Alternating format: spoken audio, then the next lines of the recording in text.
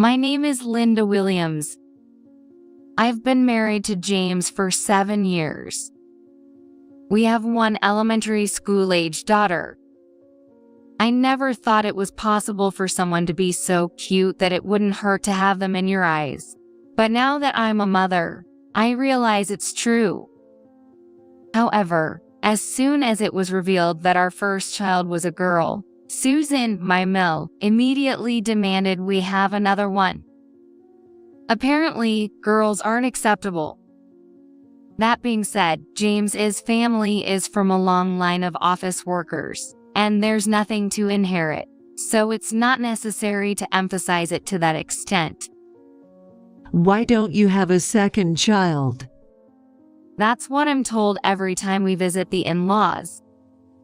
I'm leaving it up to nature. If you leave it up to nature, it won't work. You absolutely have to have a boy. Duh. Even though I'm told that, James became uncooperative with making another child once we had one.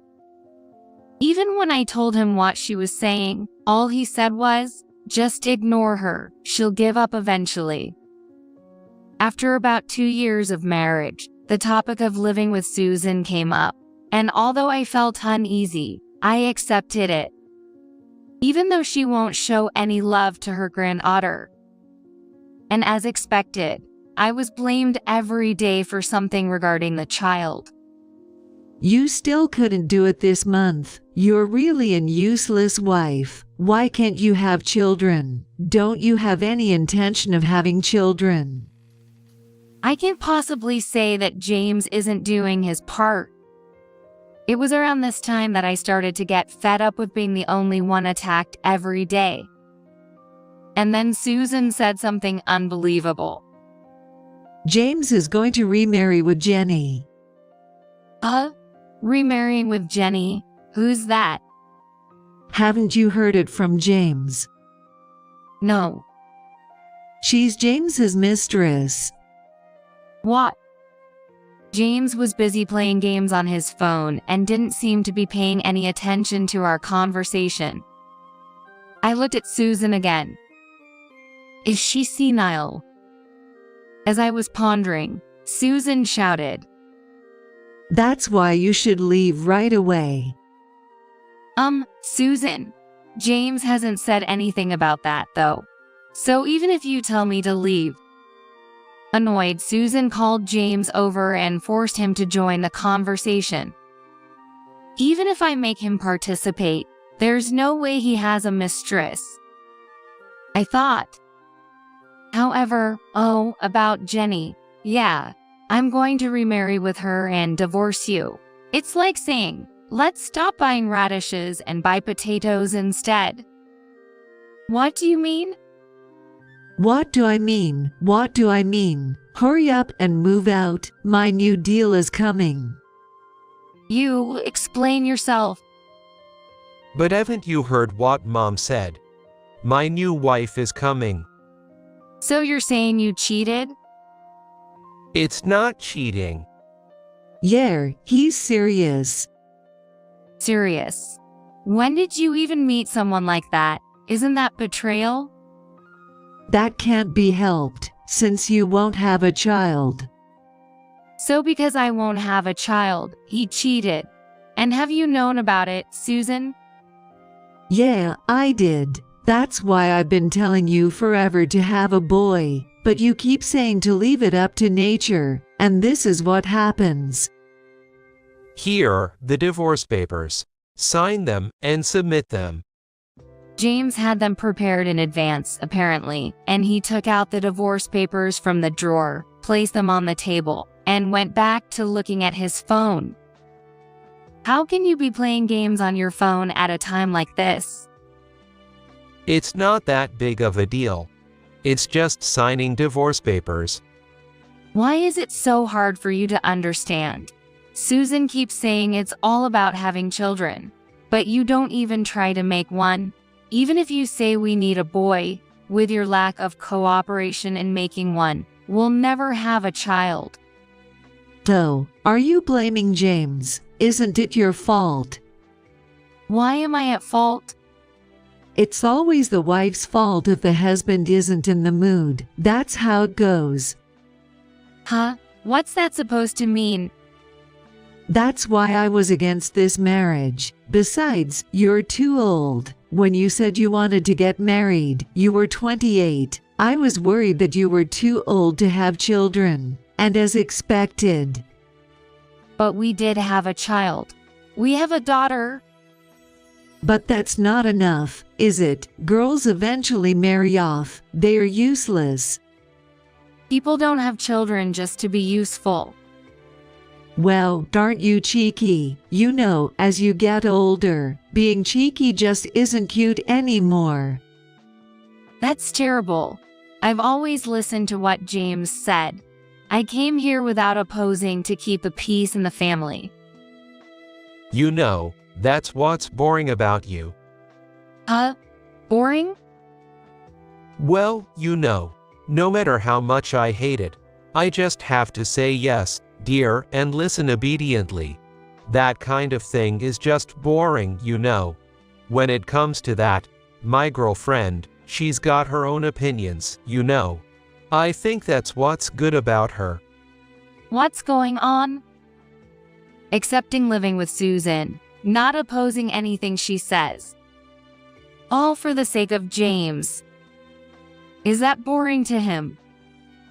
And the way things are going, we won't be able to have a boy, right? I don't have any expectations for you anymore. I mean, you're 35 already. No matter how hard you try, it's impossible. Besides, even James would prefer a younger woman, right? Susan said that as if she were mocking me. And I remembered. I've been enduring being looked down upon like this by Susan ever since I got married. Being told I'm a bad daughter-in-law compared to the neighbor's daughters-in-law, being criticized for my cooking being awkward. When my kid made noise, I got scolded for not being able to discipline her despite my age. Even when I asked James for help, he never sided with me. What was the point of enduring all this for 7 years? And to top it off, James's affair. When did the affair start? And who is this Jenny person? Since when? Let's see. It's been about a year since we got married. Wait, 6 years ago? That's around the time I gave birth. Yay. Well, you know, as Mom said, younger women's skin is better, so. How much worse can it get? Where did you meet her? Oh, it was through Mom's introduction. Cousins. Yeah, she used to work part-time at a store I frequented, and I thought she'd be just right for James, so I approached her. Does that person know you're married? Oh, yeah, she knows. But she's saying she's fine with it if I get divorced. She was having an affair knowing you were married. How old is she? You're so interested, but you're the loser here, so why does it matter? See, my husband was taken away. Don't I have the right to know? Fine, she's 30. You're 10 years older than her, aren't you? That's why she'll probably give birth to healthy babies. So, did Susan encourage the affair with that person just to have babies? Well, after giving birth, they can just live together as parent and child. I'm not thinking it's just about having babies. As proof, I'm telling you to leave because you can't give birth. That's just. The younger one wants to get married too. All you have to do is leave. Come on, hurry up and write it. I was urged to write the divorce papers. I couldn't think anymore as they kept telling me to hurry up. At that moment, I saw my daughter with an anxious expression in the corner of my eye. Standing at the entrance of the room, she was quietly watching us. My daughter's watching. Oh. It's not good to talk about this in front of a kid. Let's talk about it another day. Oh, it's fine. It saves you the trouble of explaining to her. Besides, if you divorce, she has to understand her parents' divorce sooner or later. It'll hurt her, won't it? It's okay. This kind of thing happens in every household. Parents' divorce is normal nowadays. I inadvertently stared at James's face. What are you saying? You don't care about our kid? Thinking that, I began to feel foolish for clinging to being with such people. Then, another part of me appeared, saying, just write it and break up already. And I picked up a pen and signed the divorce papers. Here, I've signed it. Is this okay? Saying that and throwing the pen aside, Susan took the divorce papers and looked at them closely. Yeah, this is fine. Now, please leave. What?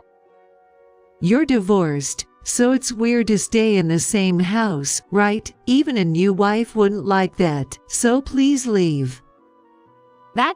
It's too soon to say that. Well, we want you to leave as soon as possible. But I have a kid. It's not that easy. Oh, my. I thought signing meant you were prepared for something like that. Yet, you seemed completely unprepared. Well then, you have a week to get out. Mom, you're okay with that, right? Well, I guess there's no helping it. As soon as I signed, it felt like I was erasing the past 7 years with an eraser. I felt a chill as I led my daughter by the hand into the bedroom. So then, James, humming a tune, stormed out of the house as if he was off to see another woman. Susan, apparently deciding to follow suit, left immediately afterward, and I heard the sound of the front door closing. In an instant, the once lively house fell silent, with only the hum of the refrigerator motor, which seemed oddly cold. My daughter clung to me, crying. It's okay. There's nothing to worry about. We're not going to end things like this. Yes, we'll start everything anew from here. As I reassured myself, I picked up my phone and made a call. Within a week, I had finished packing and arranged for a truck. There were piles of cardboard boxes stacked up in the foyer. Upon seeing them, James and Susan seemed delighted. So, you're finally leaving. Well, it took quite a while. And there are so many cardboard boxes. I hope you're not planning to take the appliances with you. Can't you see? Not a single appliance is missing. Well, that's annoying, but I guess it's better safe than sorry. Since there are also our daughter's things, it's understandable. It just shows how much money I've spent on them all these years. You've been so wasteful. That's true. I wasted money on people who were of no use. I won't be sending any forgotten items back, so don't even ask. I'll be fine. Well, that's good. This will make the house feel more spacious. I was feeling suffocated before. As the truck arrived and we loaded the belongings, the two of them sat on the living room sofa, Susan turning on the TV.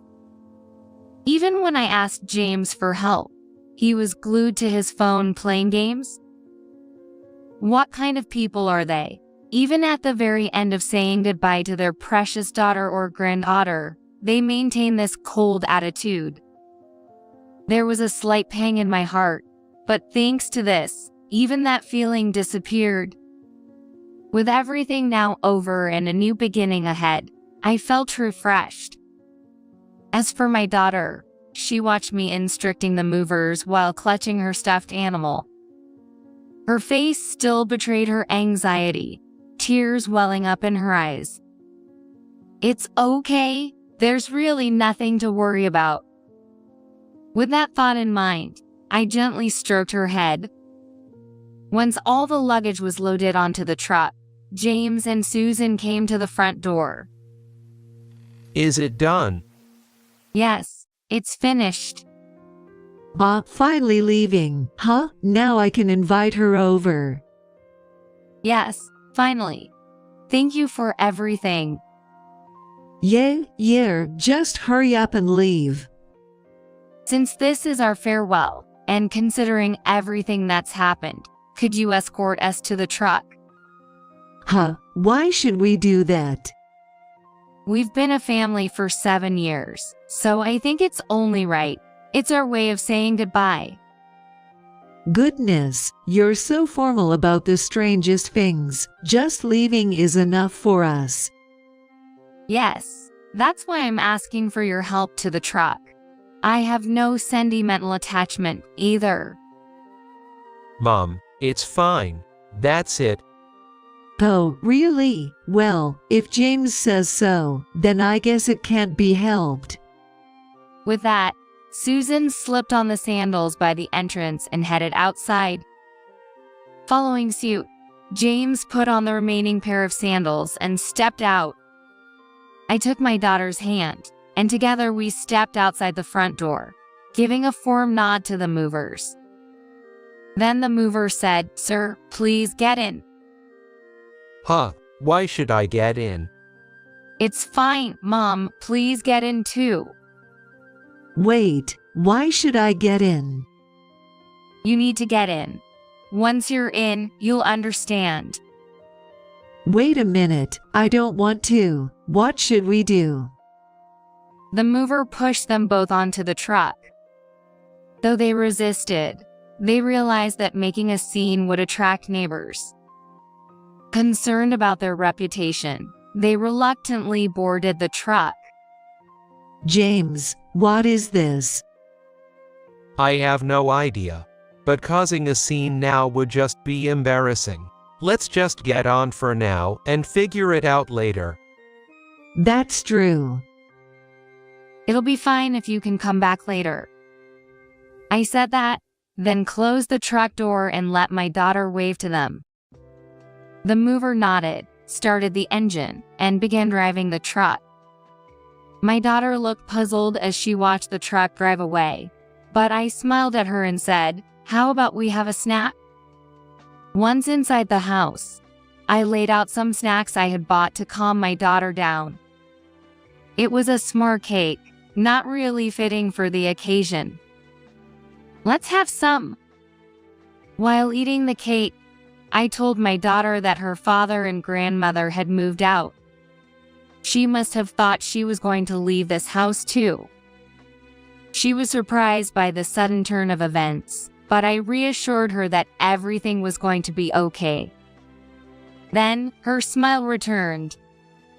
It seems she didn't feel sad about getting rid of her overbearing father and cold grandmother. Even at her young age, she seemed to understand who was at fault. About an hour later, just as I had expected, I received a call from James. Hey, what's going on? "Oh, have you arrived already?" Yo, I have. But isn't this her apartment? "Yes, it is. Since she wanted to live together, I sent you over to her place. You should be grateful." Grateful, like hell I am. And how the hell do you even know about this place? It's simple. You can find out with a detective. A detective? Yes, I needed the address to send you away. You're the one leaving. I never said I was leaving. From today on, you'll be living there with her. It's great. You get to live with her so soon. What? Are you kidding me? I'm not kidding. I'm dead serious. Why the hell? My home is there. That's right, that is our home. What the hell are you doing messing around like this? It seemed like she was using a speakerphone, and Susan's voice was also audible, which was irritating. "No, you're mistaken. This house is my home." You're kidding. "It's you who's acting ridiculous, isn't it?" introducing a woman to my husband and encouraging adultery. It's amazing you could pull off such a stupid thing. I'm not talking about that right now. Didn't I tell you to leave when you get divorced? So it's obvious that it's you, the ex-wife, who will leave. Could it be that you haven't been told anything?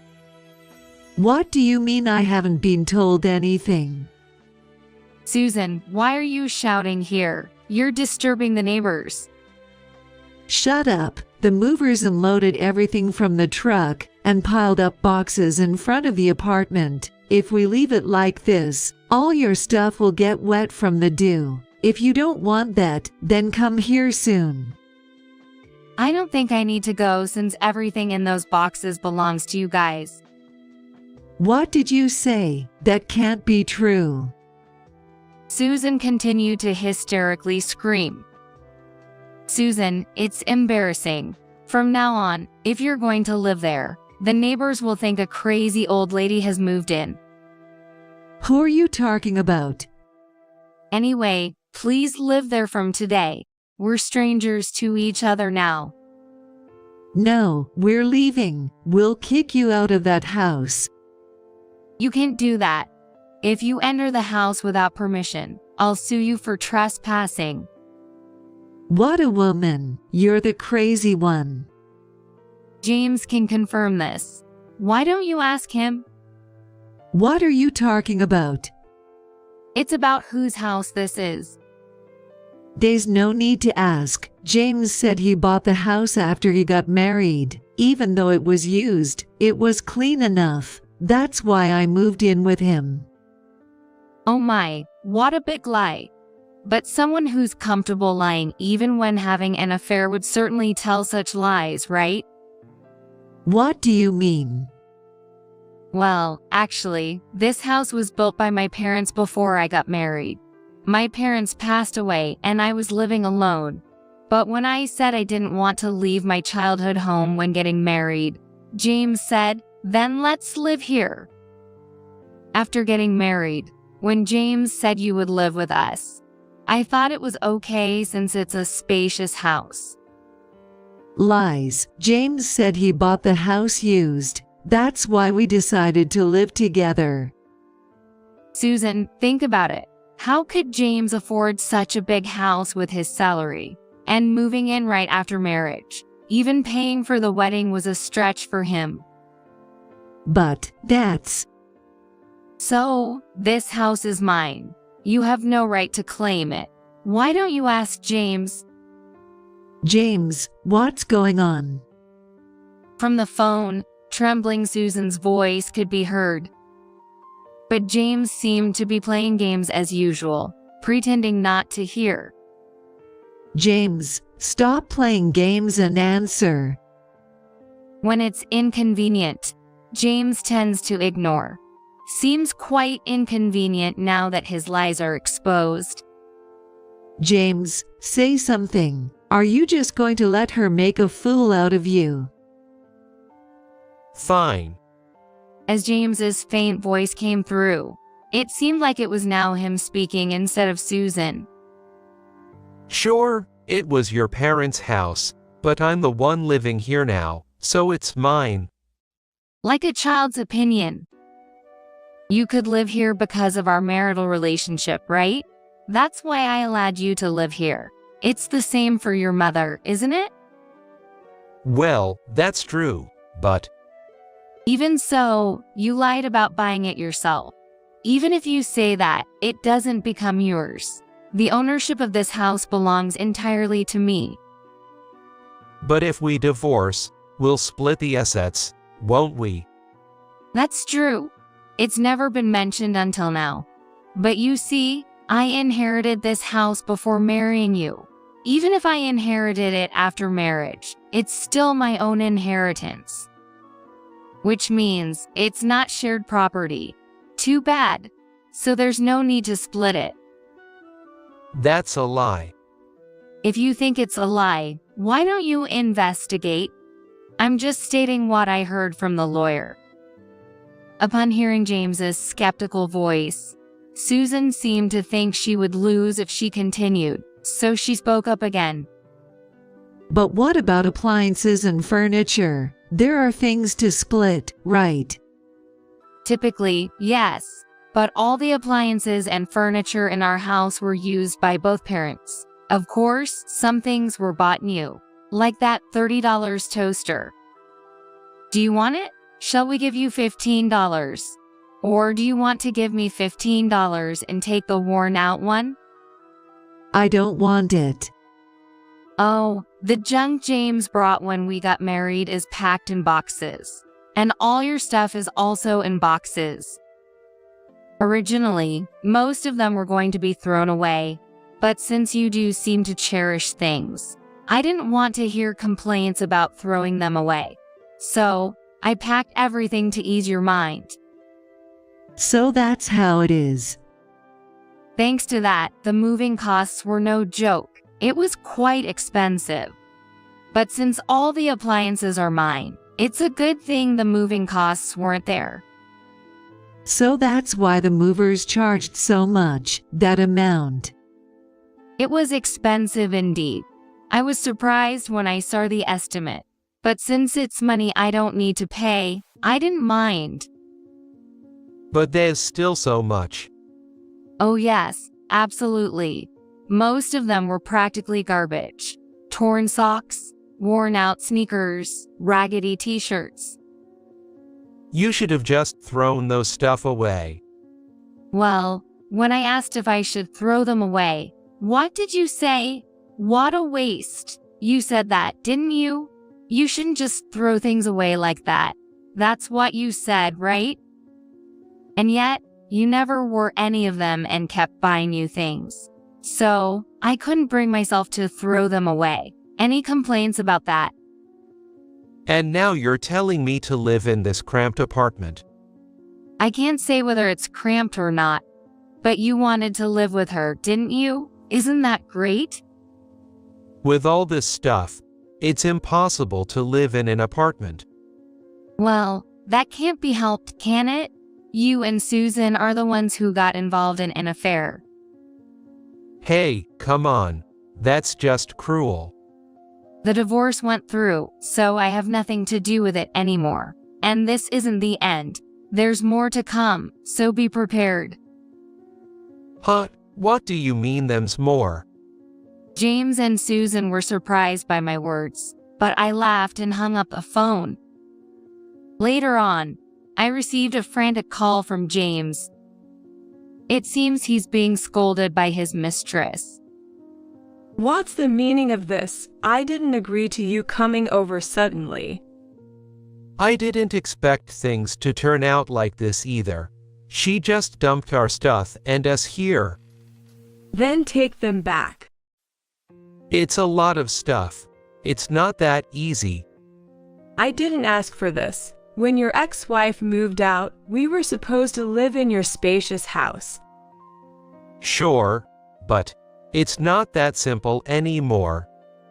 Why not? That house is your house, isn't it? Can't you just reclaim it?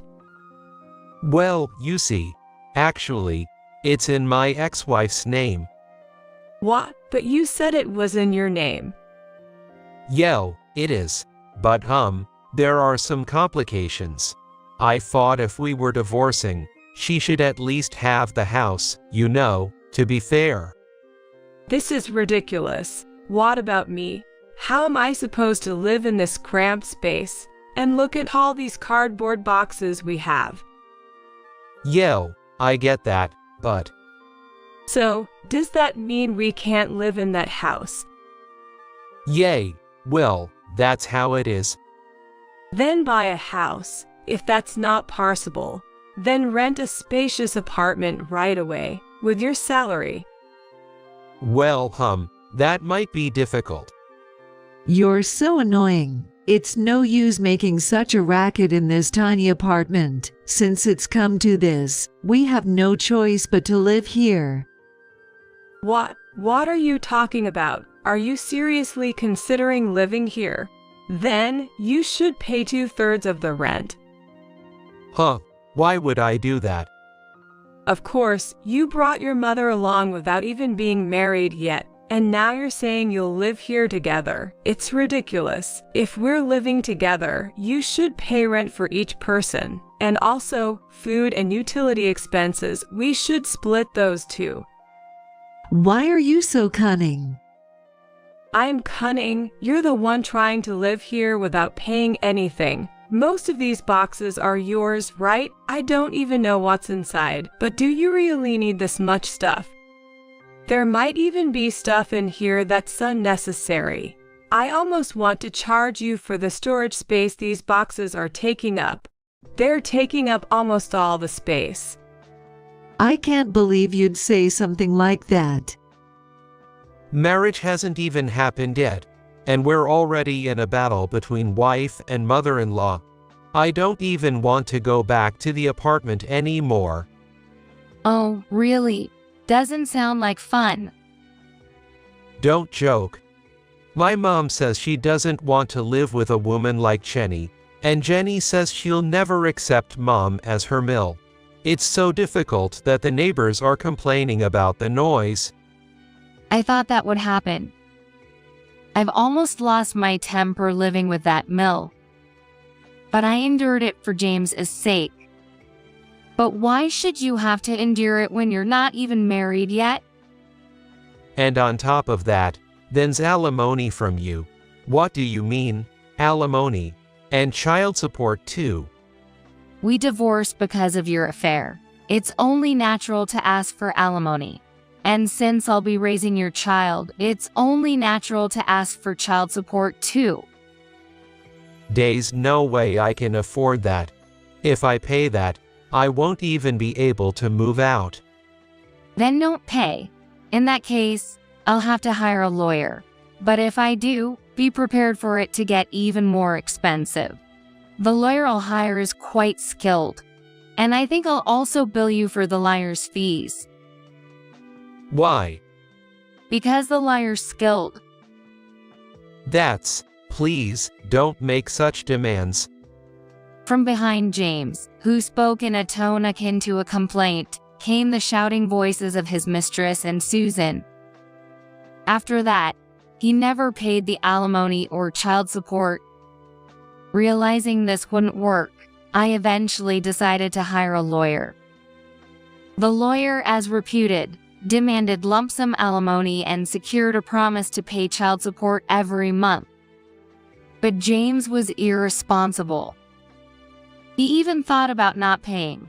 So, I added a condition that if he didn't pay for even 1 month, his salary would be garnished. Of course, I also demanded compensation from his mistress and ordered her to pay it all at once. Then his mistress seemed furious, wondering why she had to pay such a thing, and another battle erupted.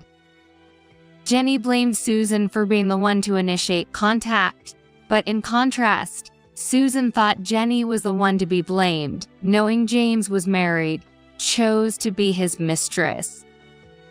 Finally, the mistress, unable to tolerate being with such an old hag any longer, thrust a demand for compensation onto James and expelled both of them.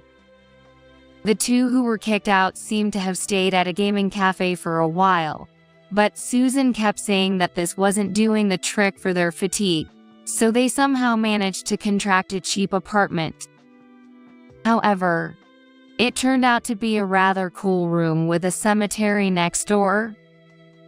But then again, it's easy for you to say that since you don't live there, while Susan, who spends all day in the apartment, kept complaining about feeling queasy. He seemed to have tried to appease Susan by saying she could sleep in a bed, but apparently her hysteria was so abnormal that even when he came home tired, there was no room for relaxation. Under such circumstances, it was impossible to maintain a normal mental state, and eventually, James also suffered from a mental illness. He's now depressed and unable to work or go outside. It's tough not getting child support, but considering how he neglected me and our daughter, I hope he suffers as much as possible. On the other hand, with James and Susan gone from the house, my daughter and I are living peacefully together. Our lives are not threatened by anyone and are filled with peace and happiness. I'm praising the decision to divorce. The hospital is within walking distance. Haha. John said so as he got Olivia out of the car. Isabella sat in the passenger seat and John in the driver's seat as I was startled by the suddenness. Then, off we go. Since I've made up with Tim, we're going to enjoy a family trip to Spain. Just the three of us. She said so and they drove away. What a situation! I was so taken aback by what had just happened in front of me that I was lost for words. I'm sorry. I came back to myself with Olivia's scratchy voice. At that point, nothing else mattered, and I immediately called a cab to take Olivia to the hospital. That was all I could focus on. And it was anger that I would never forgive. At that moment, John and his parents surely never imagined I would take such bold action. I vowed revenge in my heart against John and Isabella for neglecting me and Olivia. My name is Emma. I am 42 years old and work as a nurse. My husband, John, is 45, just a regular office worker. Our daughter, Olivia, is a quiet child who just turned 10 and loves reading by herself at home or during school breaks. Due to my job, I hardly had male friends, and I never even went to mixers because I was focused on my career. Then, just after I turned 30, my friend insisted on going to a singles party because she was nervous about attending alone, and although I wasn't interested, I agreed to accompany her. That's where I met John. He joked about how he had lived for his work and had missed the chance to marry. I felt a strange connection to him, seeing my own situation reflected in his, and we ended up exchanging contact information. Talking to him, I found John to be a kind man, with a stable job and income. He understood my irregular nursing schedule, which undoubtedly drew me to him. John felt the same way. I want to know more about you, Emma. I was genuinely pleased, he said. Thus, we began to draw closer to each other, starting a relationship with marriage in mind, and I got married at the age of 31. I got pregnant with Olivia almost immediately after our wedding, and gave birth the next year at 32. We both agreed that one child was enough, so we didn't try for more. Now, 10 years have passed. A sinister shadow was looming over me. One day, John blurted out, My mom is coming to stay with us from tomorrow. Please take care of her. His sudden declaration of cohabitation took me by surprise. What do you mean? All of a sudden, I'm not ready for her. I asked him the reason with a surprised voice. According to John, it seemed that Tim and Isabella had a fierce argument, and in the heat of the moment, Isabella had declared, I'm leaving, and started packing. Naturally, the only place for Isabella, a woman in her 60s, to go was to her only son, John. That's why he suddenly announced that she would be coming to our house the next day. Honestly, I was opposed to living with even my own parents, let alone my mill. Do we have to take her in just because she had a fight with her husband and decided to leave home? Is she ignoring our situation? Please, think it over. However, John seemed to dislike my protest, responding with annoyance. You hate living with my mom that much? I never thought you were so cold. I couldn't say how much I disliked the idea. John's face was too intimidating, and I felt overwhelmed. I swallowed the words I wanted to say, and instead glared at him. Seeing that I couldn't talk back, John looked smug and continued. Don't bother resisting from the start. Just get the room ready for Mom, will you?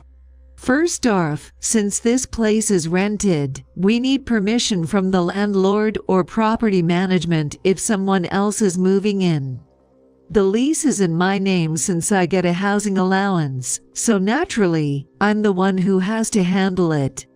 Plus, we live in a 2-bedrooms apartment. One room is used by Olivia, and the other is our bedroom. Sorry, but we don't have a spare room available right now, do we? John casually dropped this bombshell. Why not just move Olivia and have her study in the living room?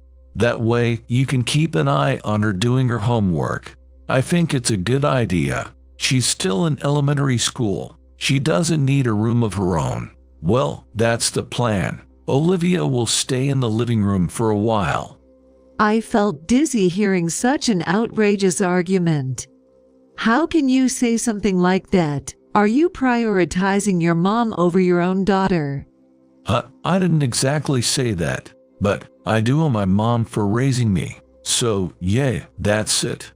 Despite my repeated objections, it didn't get through to John, and as soon as Olivia returned, he was told, "Your room will be used by Grandma from now on, so clean it out right now." I rushed to stop it, but she, saying it was okay, started moving her things to the living room. Watching her from behind, my heart ached, and I felt my hatred for him swelling. Lately, John hasn't been contributing to household chores or finances, and he's been coming home late. I had been putting up with it because Olivia is still only 10, but today's behavior seemed to be the last straw. The next day, as expected, in the late afternoon, Isabel arrived and immediately screamed, What is this stump? You expect us to live here, John? Are you out of your mind? This is insane. Isabella's arrival coincided with our neighbor's return home, who looked at us curiously, prompting me to hurriedly greet them. When I contacted the property management, they said no special procedures were needed for a short-term stay, just a report was enough. So, honestly, I hoped Isabella would return home within 2 weeks, if possible. However, my hopes were dashed. First, when I saw the large suitcase Isabella brought, I was depressed, indicating she planned to stay for at least a month, which was disheartening. Isabella entered our apartment without any regard for me, looking around as if inspecting everything. Then she went straight to the fridge and started criticizing. What's this? The fridge is almost empty. Do you think John and Olivia can get proper nutrition from this? Really, Emma, you're hopeless. I was supposed to go grocery shopping today, but Isabella's sudden arrival meant I had to tidy up immediately after work and couldn't find the time. This is when takeout should be considered. Lately, John has been preferring takeout over my cooking, constantly making sarcastic remarks, and I was defiant at his words. Isabella, should we order some takeout today? I asked her with a forced smile, but she snapped at me again. What? No, I don't allow takeout food. A mother and wife who doesn't cook is worthless. Go shopping right now and make sure you can prepare a main dish, 5 side dishes, soup, and dessert. She threw a shopping basket and bag at me and slammed the door shut. Immediately, I could hear the TV blasting and she laughing loudly from inside, and I sighed deeply, not knowing how many times I had done so. 1 hour later, after shopping, I returned and was shocked to see that Olivia had been doing her homework in the living room, with Isabella looming over her like a demon while I was away. Whenever she made a mistake, Isabella would shout, "That's wrong," or "Why don't you get it? Such a bad child. I wonder who she takes after." I quickly intervened. She's just started learning this recently. Even elementary students have foreign language and programming classes now. You can't judge by old standards. I defended Olivia and admonished Isabella, but my words fell on deaf ears. Well, I wish she had taken over this smart John gene. She implied disdain for both me and Olivia. Seeing Olivia's downtrodden face, I immediately comforted her. It's okay, Olivia. You just work at your own pace. I glared fiercely at Isabella, but it didn't seem to affect her. She just got angry at my response and started to greedily eat snacks. And a week has passed since Isabella and we lived together. I was so fed up that I confronted John. Look, I can't ignore this any longer. Do something about your mom. I can handle the snide remarks, but this is just too much for Olivia. John retorted with a look of displeasure and a sharp tone. Why, you should be grateful she's helping around the house. Besides, it's Olivia's fault for not being able to study, right? She's the real victim here, taking after her not-so-smart mother. That really ticked me off, and I couldn't hold back any longer. Usually, I would end the conversation and walk away, but as a mother, my heart ached hearing my daughter being spoken of like that. And Isabella, she only acted sweet for John. When I was busy, she would come over with a big smile, saying, Don't worry, Emma, just sit down and have some tea. I'll take care of everything. She pretended to be helpful, but in reality, she did nothing, leaving me to do all the work later. Is John blind to this reality? John, who believed that Isabella was helping me, I took my old haunting complaints out on him. So it's clear, your top priority isn't Olivia, it's Isabella. Are you okay with your daughter being criticized harshly by Isabella? I couldn't stand it even if my own mother did that. John provocatively laughed. Yeah, my mom is always right. Well, you're just a nursing school grad unlike me, a college grad. So, no wonder Olivia can't excel in studies or sports. Poor thing. At that moment, I felt something snap inside me. But thinking it childish to lash out impulsively, I replied with a laugh. All right, I get it.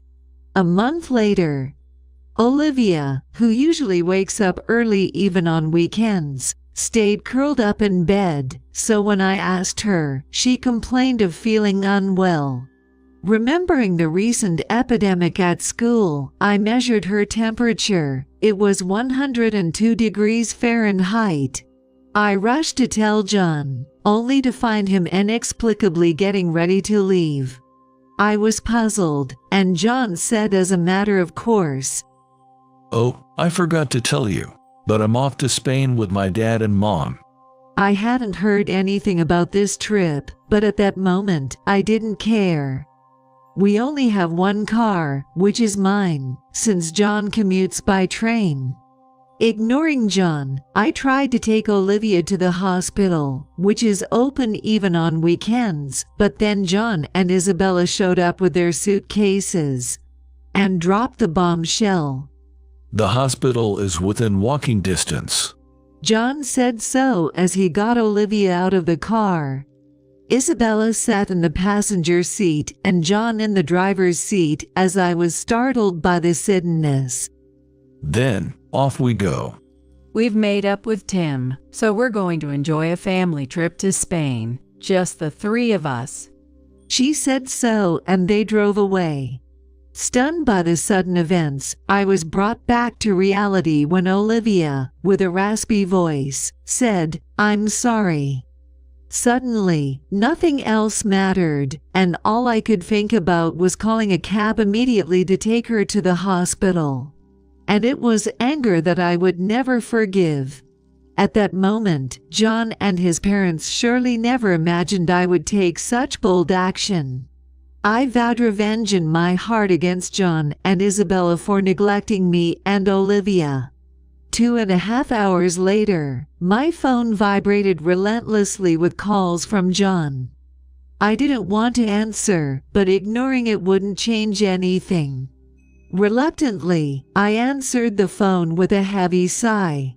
Then, before I could speak, John screamed in a voice like a shriek. Please, help me. I wondered what had happened, and it turned out he had a car accident on the way to the airport. Actually, my car is a manual transmission. John has a license for manual vehicles, but I guess he forgot how to drive one since he commutes by train. But in front of Isabella, he couldn't admit he wasn't confident driving a manual anymore. Of course, I have proper car insurance, and I made sure it covered John as a potential driver. So, there's nothing illegal about John driving. But it's his own fault he crashed since he took the car without my consent. While I was thinking this, John blurted out, If I deal with the accident, I'll miss the flight. It's your car, so you handle it. It's all because this car is so hard to drive. It guzzles gas. What an old beat-up car. He started to complain, but it just sounded like the whining of a loser. I finally reached a point of not caring, and said with a smirk, So what? You knew my car was manual, right? You took it forcefully. The accident responsibility lies with the driver, not the owner. Hit a guardrail, didn't you? Then, you'll be paying for the car repairs and the guardrail damage out of your pocket. I told him that and hung up. The phone kept ringing persistently, but I was in the hospital. Olivia had something different from the epidemic she needed further tests, and we were waiting for those results. I didn't have the luxury to deal with such selfish people. Ignoring the calls, I then heard the notification sound of an email. Checking my phone, expecting it to be another message from John, my eyebrows furrowed at the sender's name. I thought even had Isabella and Tim sided with John, but while Isabella was just sending desperate pleas for help, Tim asked, What happened? Finding it odd, I replied only to Tim, and discovered a surprising fact. Tim had no idea about the Spain trip, and was enjoying his day with his lawn bowling friends. Then Isabella called him about the accident, asking to be picked up. She just kept saying, Just come, without giving details, thinking it was a prank until John also reached out for help. And Tim thought me and Olivia were with them, so he was worried about me and sent me an email. Why didn't you reply to them and only message me? I immediately called him and asked, and he gave an unexpected response. Just a hunch. Besides, we are currently separated, so the thought of dealing with her made me not want to. Did my wife cause any trouble? Tim wasn't even aware that Isabella was staying with us, thinking she had just gotten herself into trouble due to her selfishness. I held my breath and slowly told him what had happened. She is currently staying with us, she said, including you. We're going to Spain for a family trip today. After I mentioned what they did to Olivia and me right before leaving, Tim fell silent. After a while, he finally spoke in a voice lower than I'd ever heard. That's unforgivable. His voice was so low and gravelly, unlike anything I'd ever heard. It sent shivers down my spine. 30 minutes after finishing the call with him, I was finally summoned by the doctor to discuss her condition. It seems she has acute gastroenteritis. We were told she would need to stay in the hospital for a bit. Relief washed over me, but at the same time, I was consumed with guilt for the stress I had caused her. We were fortunate to get a private room.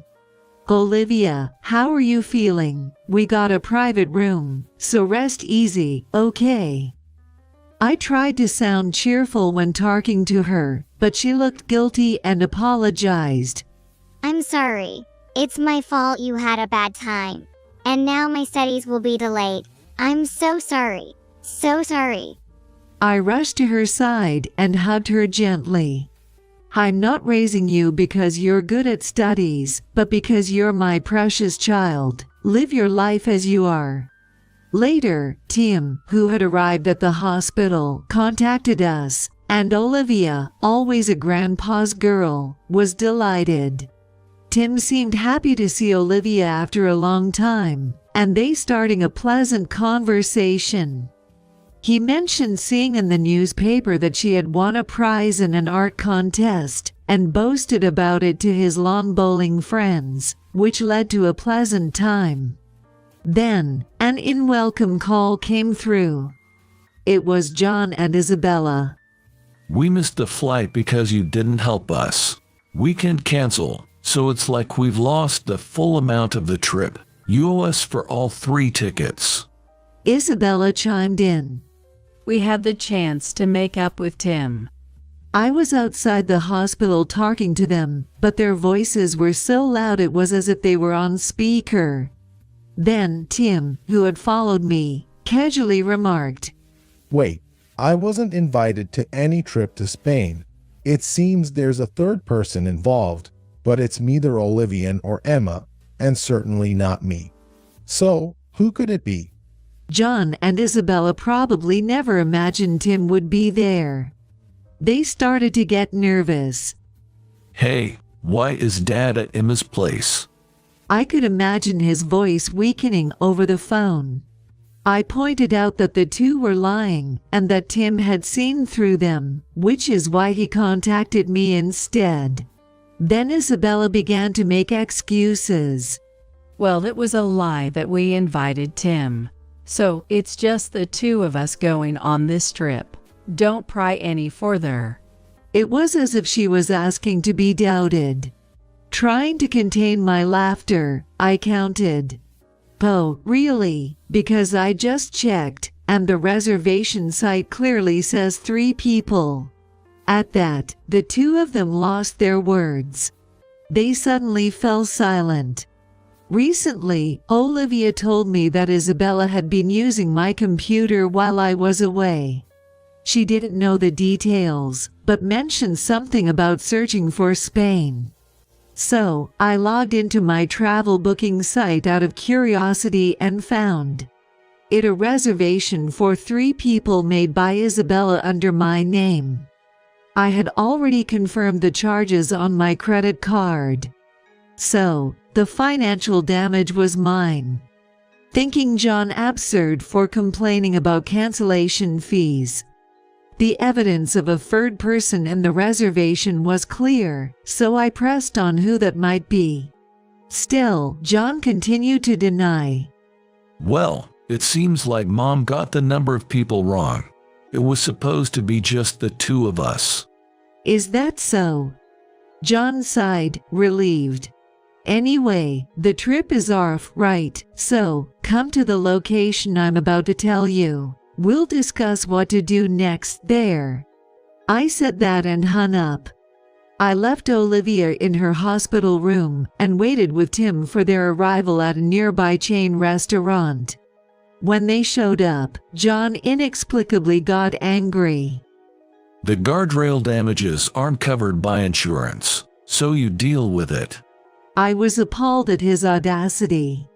What? You hit it, it's your fault for being careless. You pay for it, as I said before. What nonsense are you spouting? After glaring fiercely, John's face contorted as he stepped back slightly. Then Isabella spoke up. Never mind that. So, Emma, what's this talk about? Eager to get to the point, I thanked Isabella in a way for steering us there, and said, upon checking, the dash cam showed Isabella in the passenger seat and John driving, along with an unknown young woman in the back seat. The moment I spoke, their faces contorted. In fact, the dash cam in my car is quite high-tech. It allows me to check the footage in real time through an app on my smartphone. I could access past footage immediately from my phone. My car is a pretty good model, so I had taken strong security measures in case of theft. I never imagined that these precautions would end up revealing John's infidelity as well. So, you lied about going with your parents, planning to take your mistress instead. Thanks for leaving such clear evidence. Contrary to my smile, I could see their faces turning pale. They probably thought they could destroy the evidence by removing the SD card. I revealed that I had been suspicious of his behavior and quietly investigating any evidence of his affairs since the day I started to doubt him. I was planning to confront him with divorce once I had solid evidence, but then Isabella moved in. They were going to Spain, and Olivia got seriously ill. I was busy, but I had been considering divorcing John from the start. Tim, who had been silent for a long time, said to them who had nothing to say, Like mother, like son, huh? Isabella, you can say much because you're cheating with a younger man yourself. John, unaware of this, looked at her in shock. Isabella blushed in front of the eyes of people around her at a chain restaurant. At your age, you got seduced by a much younger man and lavished him with gifts, and fell in love. Save your daydreams for bedtime. Tim, usually quiet and not prone to shouting, was visibly angry.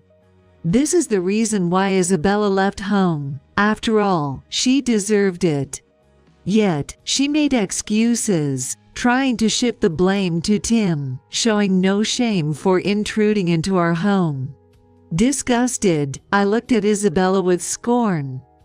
I don't intend to meddle in your affairs, but John, you're obviously getting divorced from me, and I'll take custody. Child support and alimony are a given, along with compensation for the accident damages and the Spain trip costs. Be prepared for all. Of course, I will make a claim to your cheating partner. Immediately, John, without regard for the public eye, started apologizing. Okay, I'll pay everything. I'll cover the compensation to the other party too. Just don't contact her, please. The reason he gave was astonishing. Apparently, John's affair partner was the daughter of an important client at his company, and she was completely unaware of his marital status. Isabella liked his affair partner because she was wealthy, and without any shame, Isabella invited her, saying, "Since we have the chance, let's go on a trip together." The naive young woman took it seriously and even praised John for his driving of the manual car. This was confirmed by the dashcam footage. Evidently, John, flattered by the praise, crashed into the guardrail due to his negligence. Tim and I exchanged looks and laughed bitterly at the ridiculous cause of the accident. They said they would handle the affair partner themselves and just asked to go back home. That led to them calling me. Being exposed for deceiving the president's daughter and dating her would definitely get me fired. Please, I'll do as you say. Just don't tell her. Come on, we're married, right? Can't you show some consideration for me at the end? I've been a good husband supporting you. I deserve that much. I smirked at his attitude and responded, "All right, I'll listen to everything you have to say, but I won't entertain any pathetic pleas for help, got it?" Huh? As if I'd make such a pitiful, uncool plea. Okay, that's settled then. Thus, I divorced John, claimed a fixed amount including child support, and our marriage ended. But the real drama unfolded later. What do you mean? She found out about the affair. After some time post-divorce, John called me in distress. I realized I'd forgotten to block his number. As I pondered this, he continued to rant. It's the worst. The president insists on apologizing to you and is furious with me. You broke the promise not to tell her. so give back the money now. While listening to John, I wondered why I ever married him. Then, I decided to reveal a truth he hadn't anticipated. You know I'm a car enthusiast, right? And the president you mentioned. He runs an auto parts manufacturing company. Actually, I've been a client there. I requested them to fix my car you wrecked. Then, by chance, his daughter was there, your mistress. Seeing the car, she screamed, and everything came to light. See, I didn't break any promise. Realizing this, John groaned. His mistress was working diligently as an apprentice mechanic at her father's company. It was natural for her to be shocked when a woman she didn't know brought in the car her boyfriend had damaged for repairs. When asked what happened, I simply stated the truth. My ex-husband crashed into a guardrail causing a solo accident, and since the car is under my name, I brought it in for repairs. The mistress pieced everything together, explained the situation to her father, and it probably reached his company. Her father was furious, questioning the upbringing that led to his daughter being involved with a married man. Now I lose everything. Kicked out of my home, broke, estranged by my dad, and left with my burdensome mom. And now I'm losing my job too. His complaints were his own doing. If you had lived decently, none of this would have happened. It's all due to your actions. Take care, and don't contact me ever again.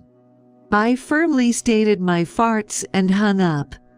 This time, I definitively blocked John's number, cutting off our relationship for good.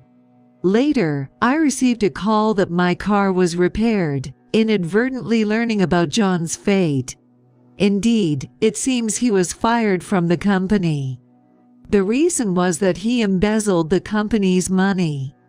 There was a suggestion that returning the money could have led to a demotion instead of dismissal, but with a substantial debt incurred to pay me, John didn't have that luxury. Thus, he left the company unceremoniously. Isabella has continued to be dependent on John.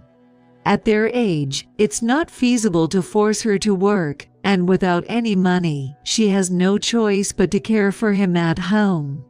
They are now living in a cramped studio apartment, costing around $200 a month. Of course, after the in-laws divorced, Tim proposed not dividing the assets, and hence not demanding alimony, which Isabella agreed to. However, this led to a life of extreme poverty. John saved money by eating simple foods like baked potatoes, but unable to resist, Isabella ordered expensive steak for delivery, leading to a dispute that required police intervention. Eventually, Isabella had to find work, and is now doing part-time jobs at a convenience store several times a week. Despite her age, it's sad she has to work, but for Isabella, it's a case of reaping what she sowed, and no one sympathizes with her. On my end, I've continued with life as usual after divorcing John. I was already covering most of the living expenses, so Olivia and I have stayed in our home, with no major changes to our lifestyle.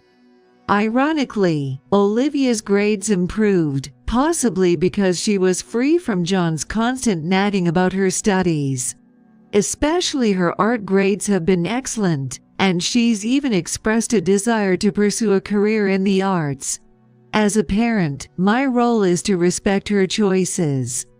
Even if it's a thorny path, as long as it's not leading her astray, I'm intent on letting her pursue her interests to her heart's content. Look, I won first place in the contest again. That's my girl. You've got real talent in art. Olivia visited Tim in his facility, maintaining their relationship through her updates. I divorced John, so he is no longer my Phil, but this is how I continue to connect with Tim through Olivia. I am deeply grateful to Tim, who believed in me over John and Isabella. I hope he lives a long and healthy life. Life's gonna be tough from here on out. I never thought she'd be paralyzed from the waist down. That's what happens when she doesn't listen to her in-laws. I could hear the energetic voice of my mill coming from the landline speaker. One afternoon at my parents' house, holding the receiver in one hand, my mom looked at me with a puzzled expression, clearly not understanding what was being said to her. It seems someone had an accident, and for some reason, she's thrilled about it. The confused mom asked my mill what's going on. Well, Susan, what do you mean by it's serious? We looked at each other as my mill laughed over the phone. She had lost her husband early and told my husband and me that she had been living alone for a long time and felt lonely. Hence, she suggested we live together with her. Initially, she said she didn't need us to pay for rent or household chores. However, within 2 months, she flipped her stance, saying, "That was just adult politeness. It's only natural to pay some kind of compensation," leading to repeated arguments. We couldn't fix our relationship after all. I was in a period of going back and forth between my parents' house to carry my belongings as I was moving out of my in-laws' place. My mill, with her nasty personality, had been troubling me every day. Just like when she showered me with mean comments, she blurted out to my mom, "That's why, my deal. Your silly daughter caused a major accident because the brakes wouldn't work. It's weird, right?" Shocked, I couldn't help but speak up towards the speaker. "Deal, you mean me, right? I'm fine, though. What accident are you talking about?" "My name is Emily. I'm 35 years old and currently work as a salesperson for luxury accessories in a department store. After graduating from a college, I've been employed at an accessory shop for nearly 15 years. While considered a senior in the workforce, I find joy and fulfillment in keeping up with new trends and catering to customers' needs, working energetically daily. The age range at my workplace is broad, but given we sell women's accessories, the staff is predominantly female. Among them, I was one of the few who were still single. I wanted to get married and had been actively looking for a partner through friends' introductions, but had yet to find the right match by the time I turned 35.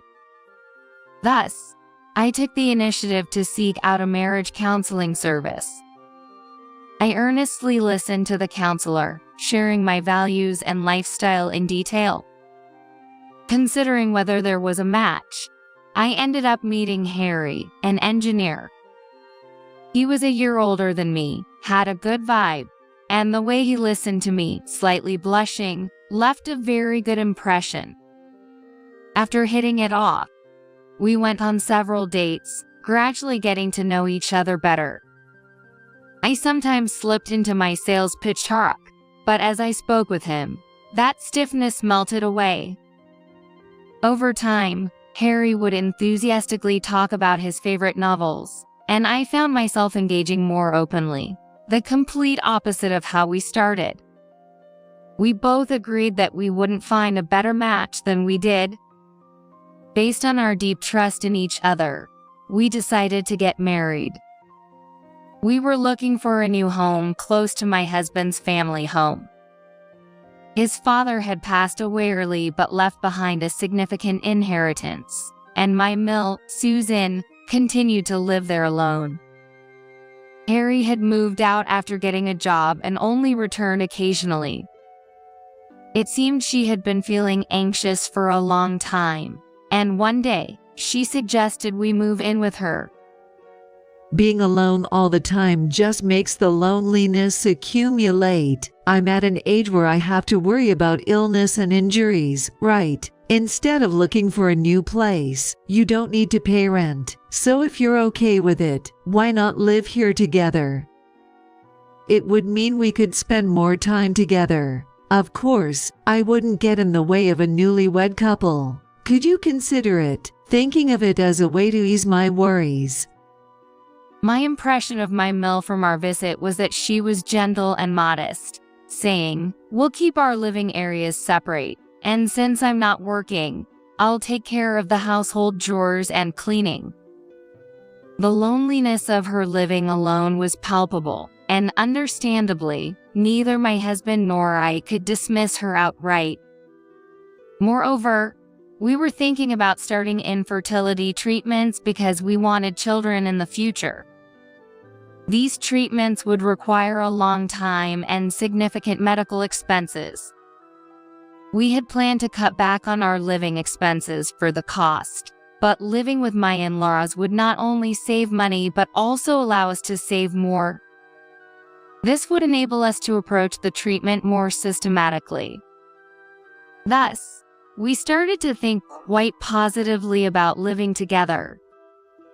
Honestly, it's a wish come true. Rather than living by ourselves in the neighborhood before moving in together, why not start living together now? It'll save us from changing our living style multiple times and wasting money on moving expenses.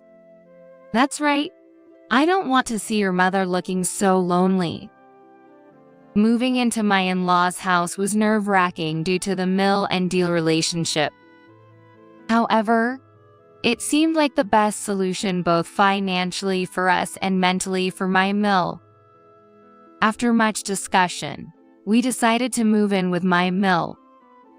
Upon hearing our decision, she said, "Thank you, really thank you. Being with family is the greatest happiness," and she cried with joy. We moved our belongings in and smoothly started our new life. However, just a few months later, my mole's attitude had completely changed. One day, she suddenly said to me with a stern face, "You always come home late. What's going on? You say it's work, but is it really? Retail jobs should end once the customers leave. It doesn't make sense that you're not coming home until this late after the department store closes. Where exactly are you working?" I was taken aback and lost for words. "And when are you planning to quit?" she continued. I held a responsible position. My job wasn't limited to just sales. There were meetings at the department store and other locations, and it wasn't unusual to work overtime during busy periods. My husband knew it, and he supported me without saying anything when I came home later than him. I was taken aback by the suggestion that I should quit my job and stay at home. First of all, if you've married into this family, you should devote yourself to the household. How long do you plan to work? This would have been unthinkable in my time. If I had known you were like this, I would not have agreed to have you as my deal. Susan, I value my job as well, and Harry and I have decided to support each other and live our lives together. Continuing with our jobs is a choice my husband and I have made. I managed to say this in response, though trembling. However, my mill became even more stern and scoffed at my words. A woman working just disrupts the household. You have a responsibility to keep the house in order while my son is away. You should understand that better. She wouldn't listen to me and kept insisting I quit my job. As her delusions escalated, she started making baseless accusations like, "The reason you're not coming home must be because you're hiding something." So I hurriedly told my husband to mediate. Of course, I had nothing to hide. My husband was shocked by the sudden change in his mother but stepped in to reason with her. Although she looked unsatisfied, it seemed she eventually resigned herself to just complaining about me. However, the snide remarks towards me didn't stop. Far from improving, she suddenly started saying things like, "Don't you think it's about time you started paying rent?" But you said at the beginning that we didn't need to pay rent, just living here would be enough. Don't you understand that was just a figure of speech adults use? There's such a thing as manners, even among family members. Living here for free without feeling any shame. Considering you want to keep your job so much, I thought you were getting paid with great pride, but it seems it's not much after all. My mill was now going against the initial agreement, suggesting we pay rent, which was completely different from what was promised. Despite the inheritance, my husband and I were covering most of the everyday expenses. It didn't seem like she had any financial troubles. Yet, claiming the initial conditions were just out of consideration put us in a difficult position. Faced with such disrespectful comments, I firmly responded to my mill. We came here under the condition that no rent was needed. But if that's not the case, my husband and I are prepared to leave. Immediately, she turned red-faced, shouting about ingratitude and complaining, not even talking about rent. You don't even pay a gratitude fee. It seemed she wanted to argue that, even if not rent, we should at least pay something as a gesture of gratitude. Being asked to pay a gratitude fee instead of rent didn't change the financial burden on us. Moreover, the amount she proposed was significantly higher than the rent for apartments in the nearby area. When I brought this up with my husband, we decided to give her a certain amount monthly. She must want some pocket money. Mom has been living alone and managing on her own for so long. If a little whimsy can be solved with money, it should be considered cheap. It seemed my husband was also frustrated dealing with his mother. Though we didn't agree to the demanded amount, settling on a smaller sum as pocket money temporarily stopped her tirades. Though she was still visibly unsatisfied, this solution seemed to settle one problem. Just when I thought that was over, another incident occurred. Linda, my husband's sister, my Sil, has returned. My Sil had moved out after getting married, but due to certain reasons, she had divorced. One day, suddenly arriving with a large suitcase, she declared, "I'll be living here from today." It's also sudden, but my husband was cheating. So I slapped the divorce papers on him and left. Don't worry, I've been a housewife for a long time, so I won't be any trouble. However, she insisted on having a luxurious dinner, suggesting, since it's a special occasion, why not get some beef steak? My mill seemed thrilled to have her daughter back and was clearly on her side. Given that my sister-in-law's ex-husband was a wealthy executive, and she flaunted flashy brand name items, I was worried about her future spending habits. We had met her only a few times during the engagement and wedding. She is 40 years old, 4 years older than me. Due to the slight age difference, we didn't quite hit it off. Moreover, upon learning about my job, she made outrageous requests like, "You must have an employee discount, right? Why don't you get me something for free since we're family?" My husband and I were stunned. After we curtly refused, she glared at me irritably and lost interest, saying, "Oh, I see." Such an inconsiderate Sil. Well, considering your age, I guess Harry was desperate. With such remarks, my sister-in-law's presence made me increasingly feel at my limit. My mill would complain of back pain and being overworked, leaving all the household chores to me. Even though my Sil, currently unemployed, could have shared the tasks, she refused, claiming, "I'm tired from the divorce drama, and I didn't come back to be put to work." Harry tried to help, but being an engineer, he was often exhausted after a day's work. Eventually, I reached my breaking point. Tears would suddenly stream down my face. Sleepless nights became common, and starting infertility treatment became the least of my worries. The stress led me to consider counseling, as maintaining everyday life became a struggle. Seeing my distressed state, my husband suggested, "Let's move out as soon as we can." It's not right for you to go through this, and we can't keep putting up with my mom and sister. I'm sorry, I should have prioritized you over them. But we don't have the money for that. We can't be worrying about costs right now. A most important thing is your health.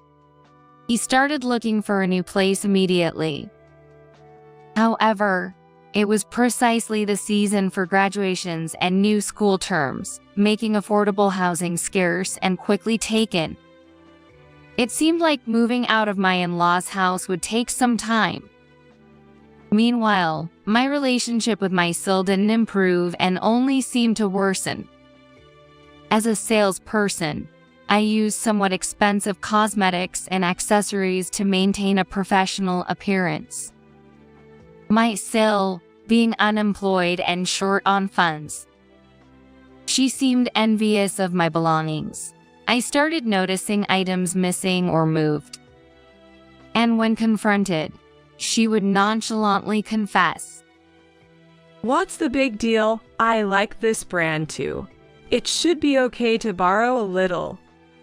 "These are my personal belongings. Please don't use them without asking." Don't make such a fuss over using a lipstick or borrowing a necklace for a day. We're family, so don't get so worked up. Mom, tell your deal she's being too possessive.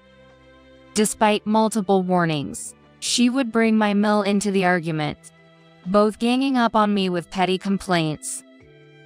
My mill would sigh in exasperation and scold me, try to be more accommodating. Just because she's your SIL doesn't mean you have to make such a fuss. No improvement was in sight. I put my personal belongings in a locked box so they wouldn't be touched, but eventually she broke the key with a tool. Standing over the shattered remains of the small key, my patience finally snapped.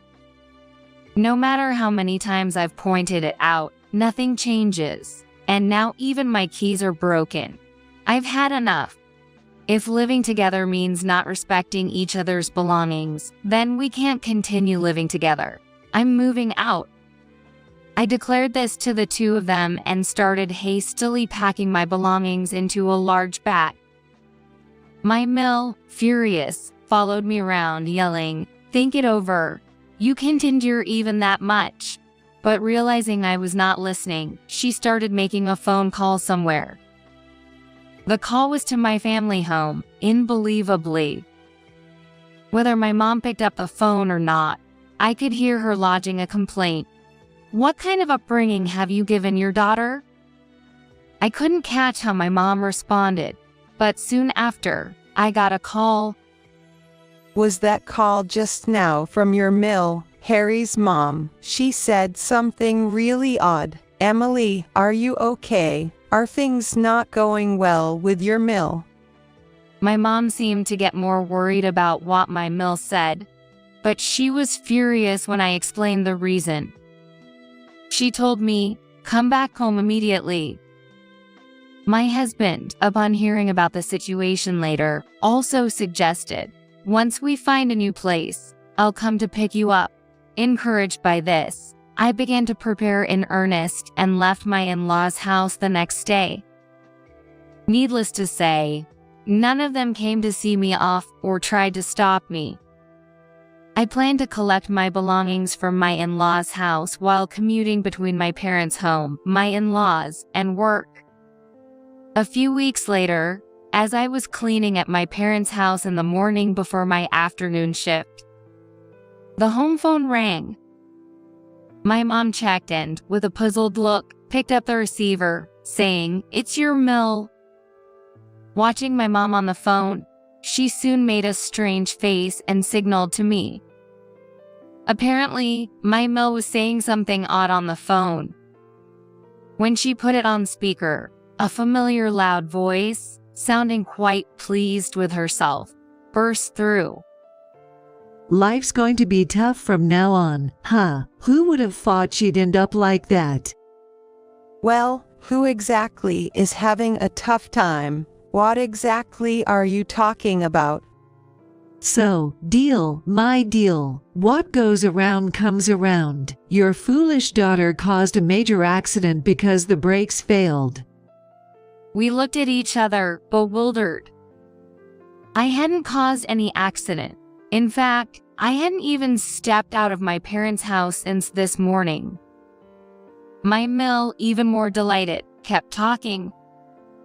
And to think she caused a major accident right before going to work. It's her own fault for not quitting. It's really strange, isn't it? There were too many questionable points, and none of it made sense. I interrupted her tirade, addressing the speaker. Deal, you mean me, right? I'm fine, though. What accident are you talking about? What? No way. What do you mean? My Mill was clearly flustered. It was a bizarre claim for a prank call. I pressed for meaning, but she was just panicking. Why are you all right? If it's not your accident, then whose is it? While we were going back and forth, my husband, Harry, appeared at my parents' house, visibly agitated. He rushed over and grabbed my shoulders, checking if I was okay. Then, he showed a relieved smile. Emily, I'm so glad you're safe. What's going on? Between your mom and you, what happened?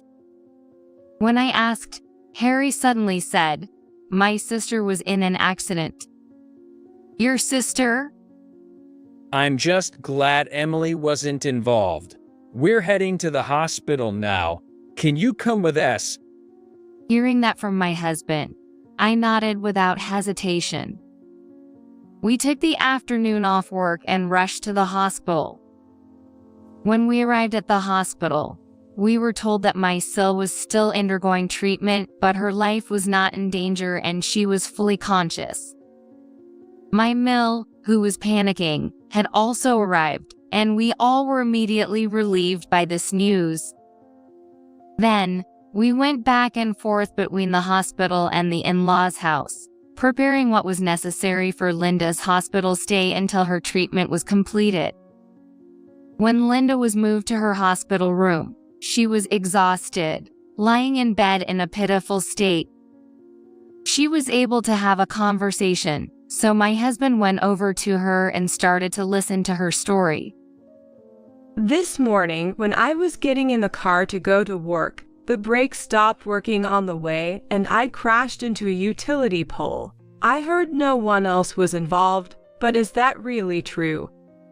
Yes, it was on a street with no pedestrian traffic, so no one else was caught up in it, but your back is.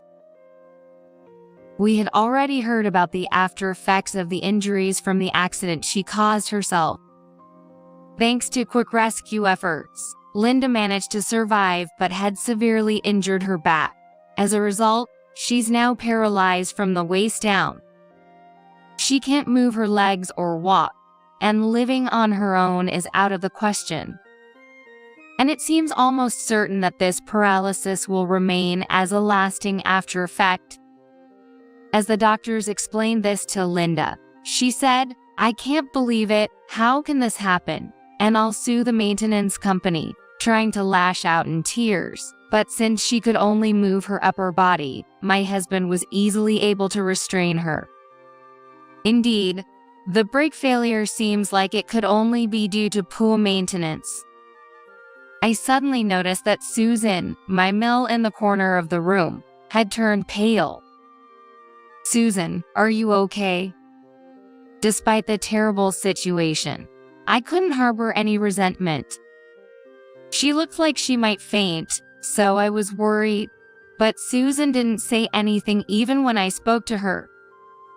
Then, my husband asked, do you have any idea about this? His voice was so cold and stern that it surprised me.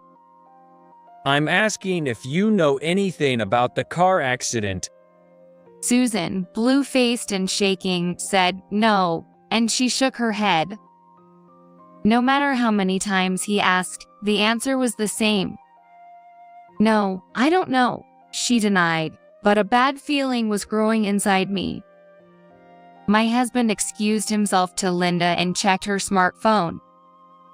All the family cars are equipped with dash cams, and footage from several weeks can be reviewed through a dedicated app. When he pulled up the data from Linda's car and pressed the play button, we were about to witness something shocking. Isn't this Susan? The lights in the garage turn on, and my Susan appears. I can tell Susan is scrutinizing the inside of the car from across the hood. She seems to be thinking about something, carrying items to the front of my Linda's car and squatting repeatedly. Since the dash cam records video and audio, I can hear sounds of something being dragged and her muttering to herself. It's tricky, huh? What? It's this heavy, maybe this way. I'm sure this is the right line. From the occasional words heard, it's clear she's searching for something by crawling under the car. Suddenly, there's a loud snap. She's cutting something under the car. Both Linda and I immediately understand what she's doing, and we can feel the blood draining from our faces. Confronted with the footage, Susan starts to tremble all over. From her voice in the video, terrifying words can be heard. This will send that deal straight to hell.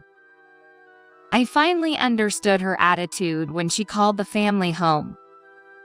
It seems my Susan was actually hoping I would get into an accident. But it was my Linda, who ended up in the accident. She had mistaken my car for Linda's, but it became clear she had tampered with it herself. Unbelievable. Mom, what were you planning to do if I had died? Linda, furious, confronted Susan, who blurted out in panic, I couldn't tell the cars apart. There was a reason Susan mixed up the cars. As it turns out, Linda and I coincidentally had the same model and color of car. It is a standard black compact. The mix-up came to light the day she moved back in, and we were both quite shocked. Since my parents' home had no parking space, my car was always left at my in-laws. I was planning to leave the house completely, so I left the car when I wasn't using it. It was impossible for us, who regularly used our cars, to mistake them. We each had our designated parking spots in the garage. However, Linda always acted superior to me, choosing whichever spot was more convenient for her at the moment. Despite numerous warnings, she never changed, making it understandable that Susan was confused. I used my car yesterday and upon returning, found Linda's car in my spot. Not wanting to engage, I parked in her spot and went straight to my parents' house. But Susan had no idea about these circumstances. Not being familiar with cars, she unknowingly tampered with it. Linda is sobbing bitterly, blaming her mother. You're the one at fault for not checking properly. Susan, perhaps panicked, starts to lash out nonsensically. It's your fault for not parking in the right spot. What are you going to do now that you're in this condition? What am I going to do? It's my fault. It's not an accident. It's an incident you caused, Mom. Their shouts fill the hospital, creating a chaotic scene. My husband took me out of the room for a moment, and, given that it was clear Susan had intentionally tampered with a car, called the police. Due to the recentness of the incident, the police arrived quickly to handle the situation. With the dash cam footage and the audio recorded from the moment we entered the hospital room submitted, Susan was taken to the police. Amidst the turmoil and her turning pale, Susan was led away, and Linda, with her eyes swollen from crying, tentatively addressed my husband and me. We're family, not strangers. You'll take care of Mom in her absence, right? She subtly inquired about future care, but my husband immediately responded with a firm no. My husband, an engineer who works with cars, glared at Linda, clearly dissatisfied. The cause of the accident isn't solely on Mom. A warning light should have come on if the brake hose was cut. Plus, if the brake fluid were drained, you'd realize something was off as soon as you pressed the pedal. You should have stopped the car then, instead of forcefully driving it until you got seriously injured. From my point of view, you're the one full of problems. After cutting her off sharply, he then started showing us a video on his smartphone. It was footage from Linda's dash cam, but the time was different from before. The timestamp showed this morning. It was just as Linda was about to leave for work. Of course, Linda herself was in the footage. She was clearly struggling with a heavy load, trying to pack it into her car. The load looked like a small safe. It looked familiar to me, and I raised my voice. "Isn't that the safe for your watch?" When I exclaimed in surprise, my husband nodded with a stern face. For some reason, Linda was trying to move the expensive watch safe that my husband had been keeping safe. Acting suspiciously and in a hurry, she tried to drive out of the garage after loading the safe into the car without properly checking her surroundings or even fastening her seatbelt. This scene played out right before my eyes, and she looked as pale as my mill had earlier. When my husband demanded an explanation in no uncertain terms, Linda hesitantly started confessing to something outrageous. Initially, she had explained that she was just taking the car out for work, but it turned out she had planned to take the safe with the watch and sell everything. It seems she thought that even though she didn't have the key to the safe, breaking it would suffice. Right after starting the car, she noticed something off with the brakes, but in her rush to get away from the house quickly, she pressed the accelerator, which seems to have led to the accident. Linda cried and tried to explain, but my husband looked down on her disdainfully. I needed the money right away to pay back my ex-husband. I was just going to borrow a little bit. Linda had returned home after her divorce, but she had lied then as well. She said she divorced her husband and moved back to her parents' house because he cheated on her, but the truth was the exact opposite. The one who cheated was actually Linda herself. She was sued for damages, lost all her savings, and couldn't afford to live on her own, so she had no choice but to flee back to her parents' house. She didn't want to share the embarrassing story of owing alimony, so to save face, she made her ex-husband out to be the bad guy.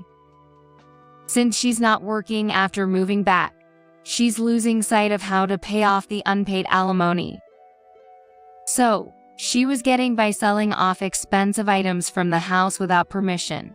But there's a limit to everything. Eventually, she set her sights on Harry's luxury watch, leading to this debacle. Thinking about the alimony stresses me out, but I felt better while bossing around Emily with Mom. That's why I did such a horrible thing. I'm going to change, I promise. Please don't give up on me. She started saying this in a soft voice as if she was despairing about her future. But when she saw the unimpressed look in my husband's eyes and mine, she seemed to realize she was at a disadvantage. Suddenly, her demeanor changed, and she started shouting, "Don't run away. Support and take care of me," as if her earlier proclamation of change was forgotten. Given her past behavior, such demands were bound to fall on deaf ears. There's still alimony left to pay. I took that accident for you. Ungrateful wretch, ruining someone's life. You guys should pay the money instead. My husband and I listened in silence, but as she grew tired, her panting became more and more incoherent. She made such a commotion that several nurses rushed in, prompting my husband and me to leave the room. We nodded to each other, agreeing never come back. Later, the police conducted inquiries, asking if anyone besides my husband was knowledgeable about cars. What my mill did was nothing short of criminal, and her arrest was inevitable. However, it was still unclear how someone who neither drove nor had any knowledge about cars could come up with the idea to cut the brake hose, let alone how she prepared the tools for it.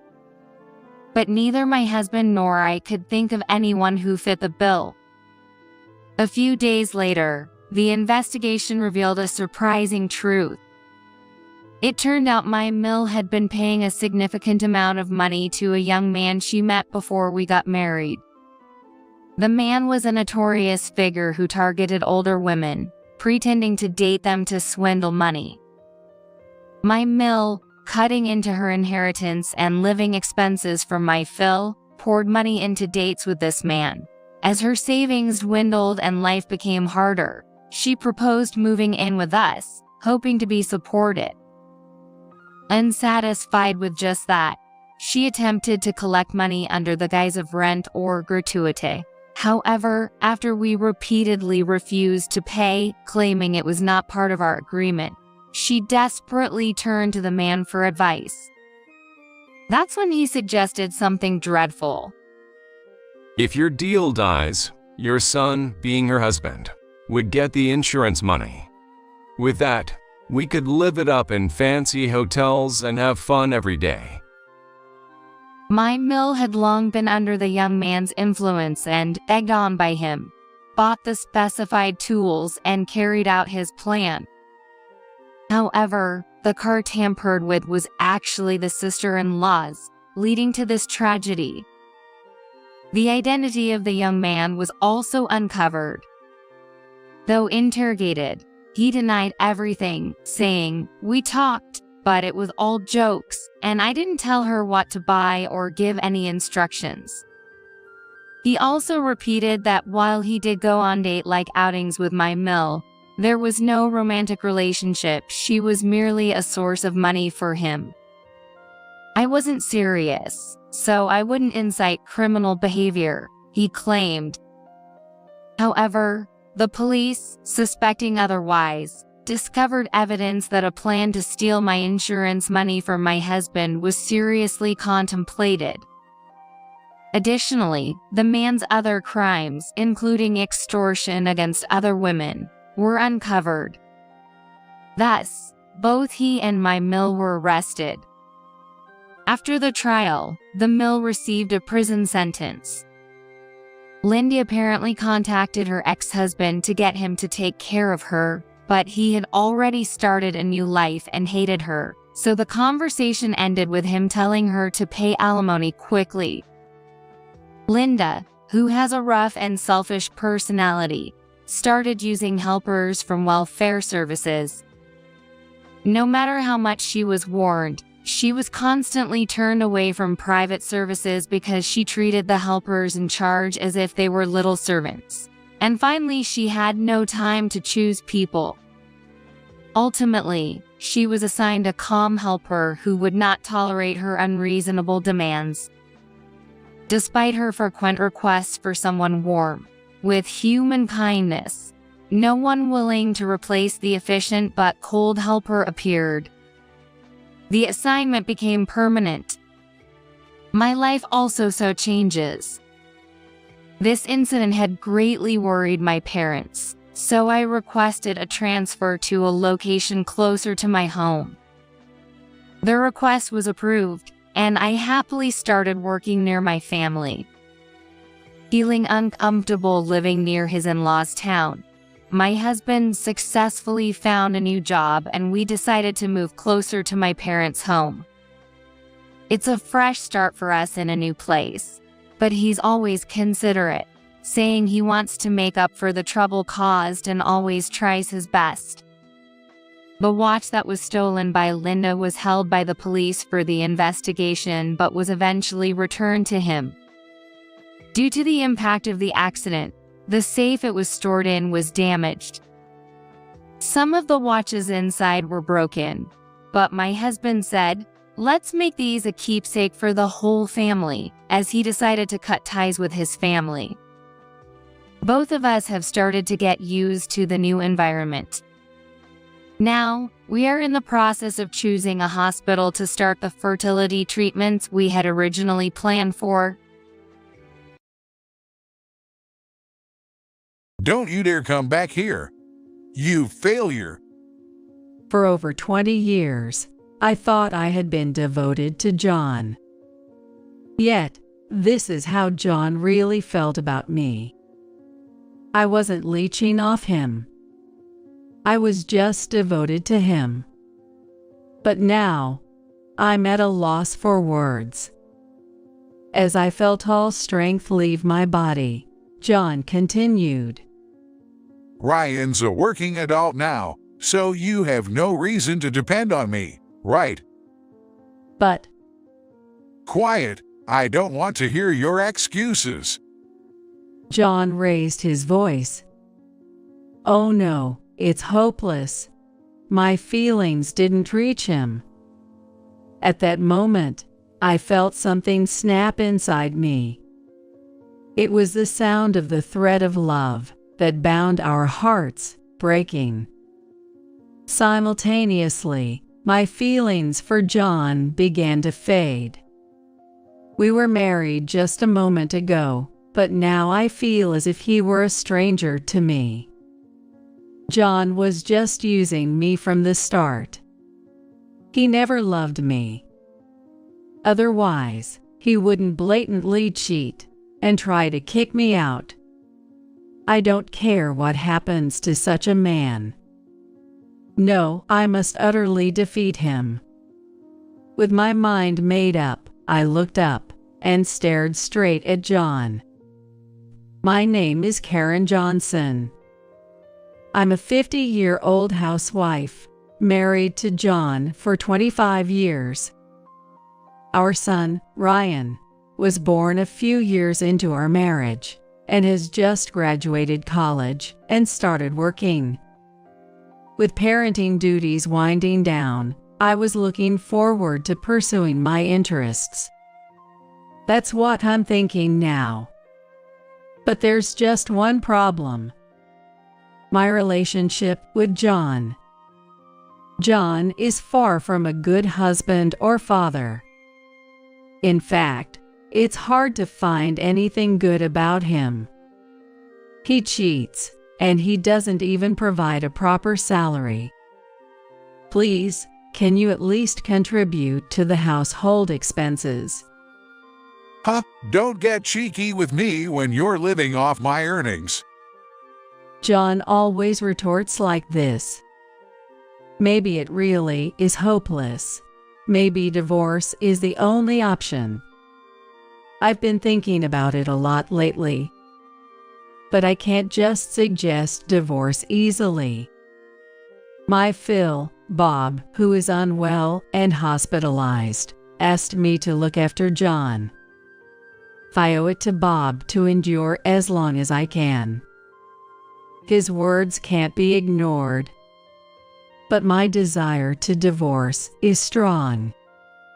Torn between these conflicting feelings, I find myself reminiscing about the happier times before our marriage. The turning point that led to such happiness before my marriage was actually due to a misfortune that struck my father. Our family owned a small diner. My father was in charge of cooking, and my mother handled the serving. Needless to say, the food was delicious. However, my dad was incredibly bad at business. He started the diner with a desire to feed customers delicious food to their heart's content. I think that's a noble cause. but he ran the diner solely on that sentiment, hardly considering the profitability. It didn't matter to him if the profits were low, as long as the customers were satisfied with tasty food. Naturally, such a business, of course, that would not be profitable. As a result, our family's finances were always tight. Even as a child, I took pride in seeing customers leave satisfied. So I never interfered with my father's business approach. However, when I was in college, a crisis hit. The company supplying ingredients to my dad's diner went bankrupt due to the recession. We've already paid this month's dues. If this continues, we might have to close our diner. We were already barely managing as it was, and there was no way we could spare extra funds. Seeing my parents so downcast made me anxious too. But as a college student, there was little I could do. And I doubted the bankrupt company could refund us. The only option seemed to be closing the diner. That's when a regular customer, a man, said something unexpected. Closing the diner. Such a shame for such delicious food. But with the supplier's bankruptcy, we'll end up in debt. Then let me help you personally to get back on your feet. This regular, who really did lend my father a substantial amount. I'm glad to help. I'll certainly pay you back. Don't worry about the money. Just keep making delicious meals, he said, leaving the diner quickly after. Later, my father started doing business with another food wholesaler. It seems that it was a major food wholesaler there, and the wholesale price of foodstuffs was lower than before. Luckily, our family diner was saved from bankruptcy. About a year later, my father and I went to repay the man. Then, while the man and my father were talking, a young man approached me as I was waiting. I hear you borrowed money from my dad. When I talked to him, he was the son of the man who lent us the money. His name is John, and he works for a man's company. You're pretty. How about going out with me? Me, with you? Why not? Think of it as a way to say thanks for the loan. It was true we were helped by the loan, and my dad had properly thanked him. I thought we owed no more than that, but then John whispered to me, Ungrateful diner's daughter. I could spread that around, you know. That's... I couldn't retort. Even if he did spread rumors, it wouldn't affect me much. But it could trouble my father. And what would the diner's customers think? With these thoughts, I couldn't refuse John's invitation.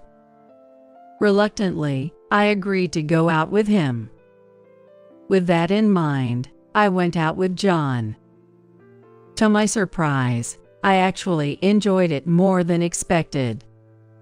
John was fun to talk to and knew many exciting places to go. He chose the places we went to with great taste. And I started to think maybe he wasn't such a bad guy after all. That's where my luck ran out. I was quickly wrapped around John's finger. It's fun being with you, Karen. I'm having fun too. I never thought I'd consider marriage until I met someone sincere and good like you. His simple words swept me off my feet, and I began a relationship with John, considering marriage. John continued to manipulate me in various ways. Eventually, a few years later, I found myself married to him. Of course, I had no idea at the beginning of our marriage that it was all a trap. John seemed genuinely kind, and I felt loved by him. But it was all a lie. As soon as we got married, he showed his true colors. Here's my salary for the month. Make it work. I opened the envelope John gave me. Inside was a pay stub. The salary itself was deposited directly into the bank, so just having the pay stubs wasn't suspicious. However, the one thing that struck me as odd was that all the pay stubs were handwritten. Today, handwritten stubs are almost unheard of. But I got married 25 years ago, a time when computers were just beginning to become widespread, and handwritten pay stubs didn't seem out of place. It's over $1,000. That's normal, right? I reassured myself. I managed with that small amount of money as best as I could. Over time, I started noticing something odd about John's routine. John leaves the house at a certain time every morning, but returns home at different times. It seemed to change from day to day. I'm busy with various jobs as my dad's successor. Then, at least call before coming home. Stop nagging. All right, I'll call. He'd shout. His attitude only heightened my suspicions. Maybe he was out playing around. Or even worse, having an affair. But his loud voice scared me from confronting him. Ultimately, even though I had doubts about John's behavior, I couldn't bring myself to say anything. Eventually, our son Ryan was born. I thought maybe things would change with a child. But John remained the same. Looking back, I think that's when I first started considering divorce. Then, when Ryan was in middle school, I received a call from my mom while I was out shopping for dinner. What? Dad's in the hospital. My father had been admitted to the hospital. I rushed there immediately. Your mom's just exaggerating. My father laughed heartily. I was relieved. I suddenly remembered something that made my heart skip a beat. Oh no, I forgot to contact John. It was too late. My cell phone was flooded with missed calls from John. Panicked, I called John back, only to be greeted by his irritable voice. Where the heck are you? Get home and make my dinner. I'm sorry, my dad. What, your dad? John asked sharply. I answered in a small voice. Yes, he was suddenly hospitalized. What does your dad have to do with it? You're my wife, remember? John's shout made me flinch and close my eyes. I was terrified of his yelling. But I knew I had to stand up for myself. I mustered my courage and responded, Isn't it natural to worry about my dad? I should be allowed that much, right? Shut up! Don't talk back to me! No, I will say this. You would rush to Bob's side too, wouldn't you? I asked. John suddenly fell silent. I thought putting himself in my shoes would make him understand. But his response was beyond my wildest expectations. Huh, I'd ignore my dad even if he were hospitalized. After all, I don't need him. I was speechless. It had to be a lie, but I couldn't deny it. After much hesitation, I told John, "I'm not like you. Sorry, but you'll need to eat out tonight." That was all I could muster. I hung up the phone, feeling numb. Since that incident, I truly lost all trust in John. It was then that I realized the happy times before our marriage were all an illusion. I see. John wanted a housekeeper, not a wife. I said to myself, feeling sad. But I couldn't just wallow in sadness. That's right. If I'm considering divorce, I need to start preparing. I began making plans for a divorce. Then, a few years later, Bob was hospitalized, and his condition was quite serious. He might not be able to leave the hospital. I relayed the doctor's words to John, but John was unfazed. So, it's going to cost money, huh? Is money all you're worried about? Don't you understand? I understand. I'll talk to my brother. John contacted his brother, George, who was married but childless, to see if he could help with the hospital expenses. Can't you pay for it? We have Ryan and Karen here, and it's stuff for us. John said, as if it were someone else's problem. It reminded me of the time my father was hospitalized. John clearly didn't care about Bob. I couldn't take it anymore.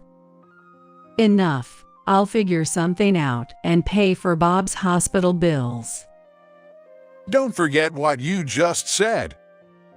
John yelled. I nodded firmly. In the end, my statement led to us bearing the cost of Bob's hospital stay. Moreover, Bob's illness caused him to step down from his position as president, and John took over. Regardless, John seemed displeased that I had stepped in. Since then, he has barely come home.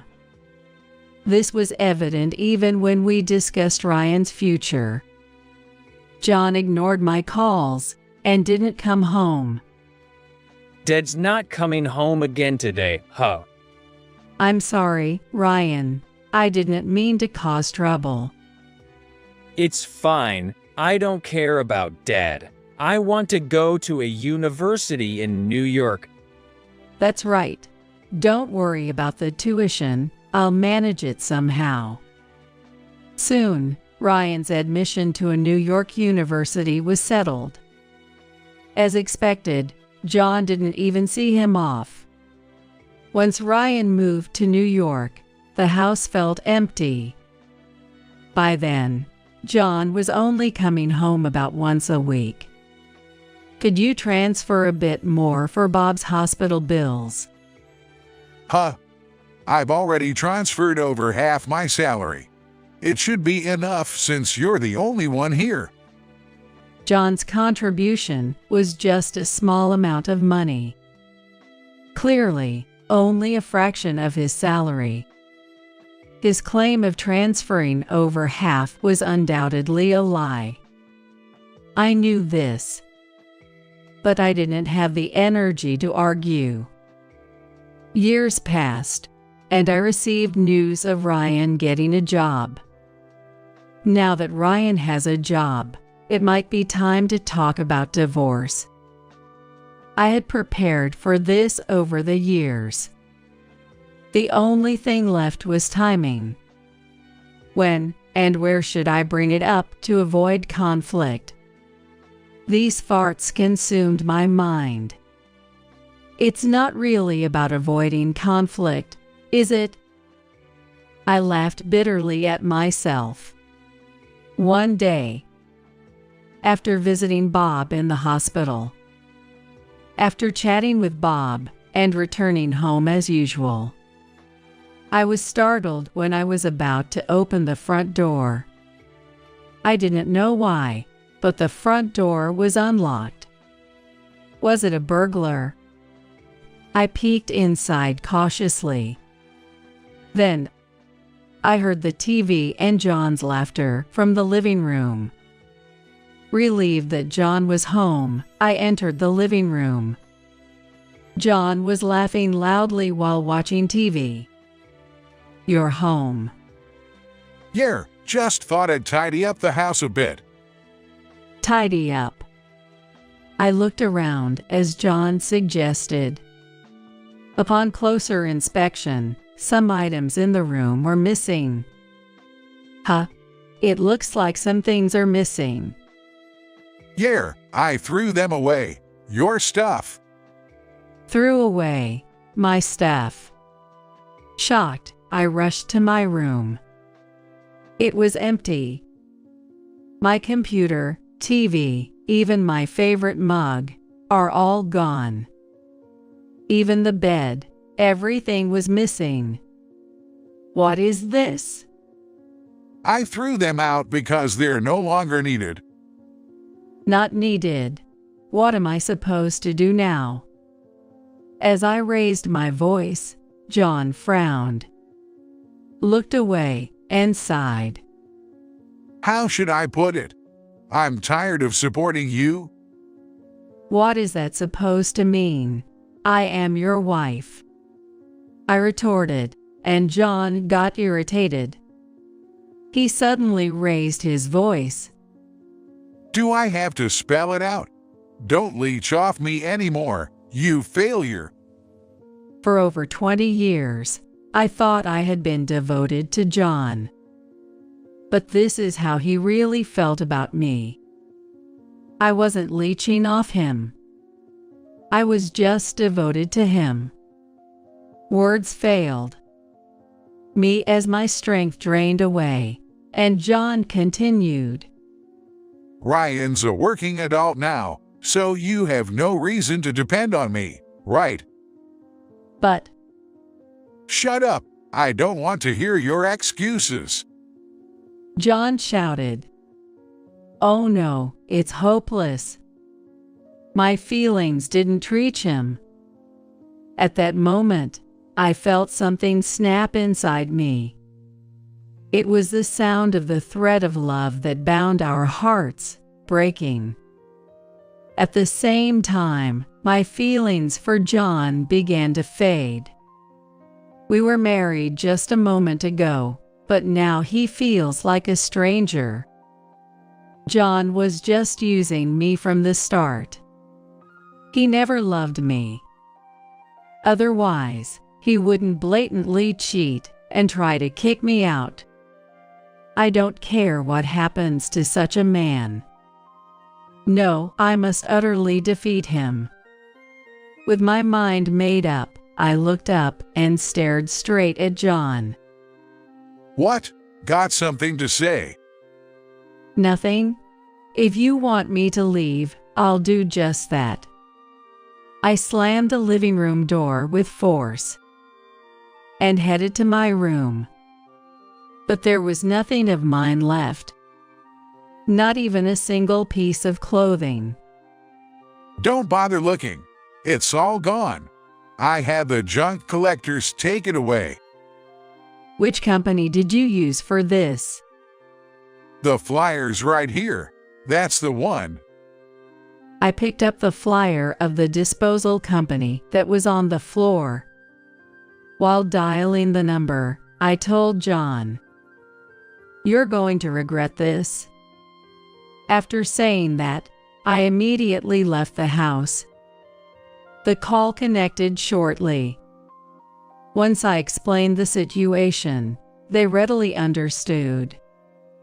It seems they had felt something off about John's actions and had kept everything they collected intact. "I'll be right over. Thank you so much," I said, expressing my gratitude before hanging up. Then I went to the disposal company.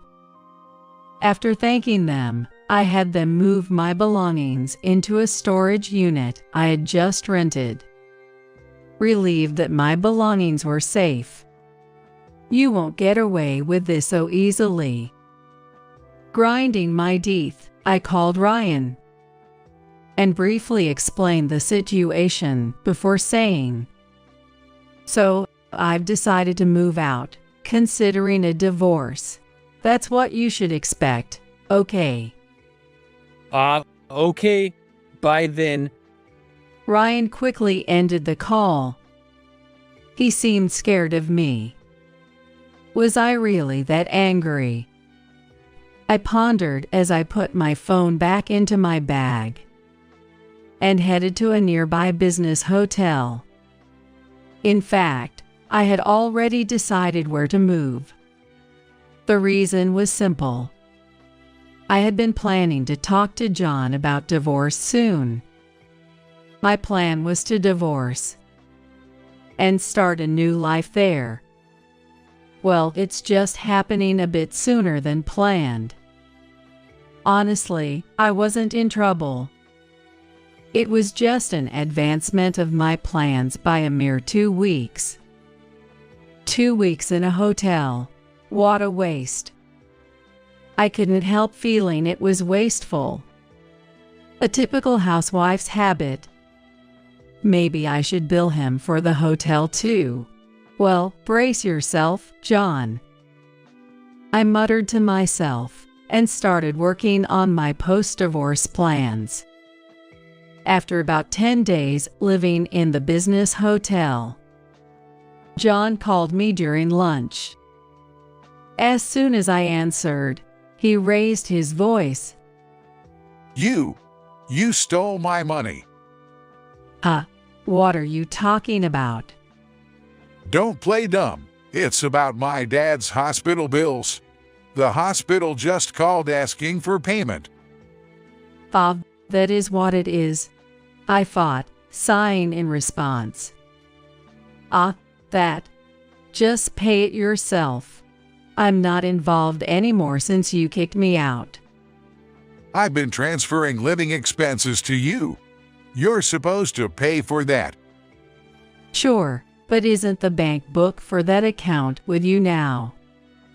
I replied calmly, knowing well that there was no money in that account. I couldn't help but grin. I have the bank book, but there's no money in it. That's why I'm saying you stole it. I didn't steal anything. Don't lie. Who else could use it? He never thought the amount he transferred was too little, did he? I replied, exasperated. The money was always too little from the start. If there's no money for the hospital bills, why don't you use your allowance? My allowance. John started to panic, clearly thinking I was unaware. Since the beginning of our marriage, John had been giving me handwritten salary slips to hide the fact that he was skimming off a portion of his salary. In other words, the money he skimmed became his allowance. I asked Bob once, how much is John's salary, you know? So, that's... He seemed puzzled, but he told me. So I knew you were skimming money. When I told him this, John fell silent. A long silence followed. So long I wondered if the call had dropped. Then suddenly, John raised his voice. What's wrong with me using the money I earned?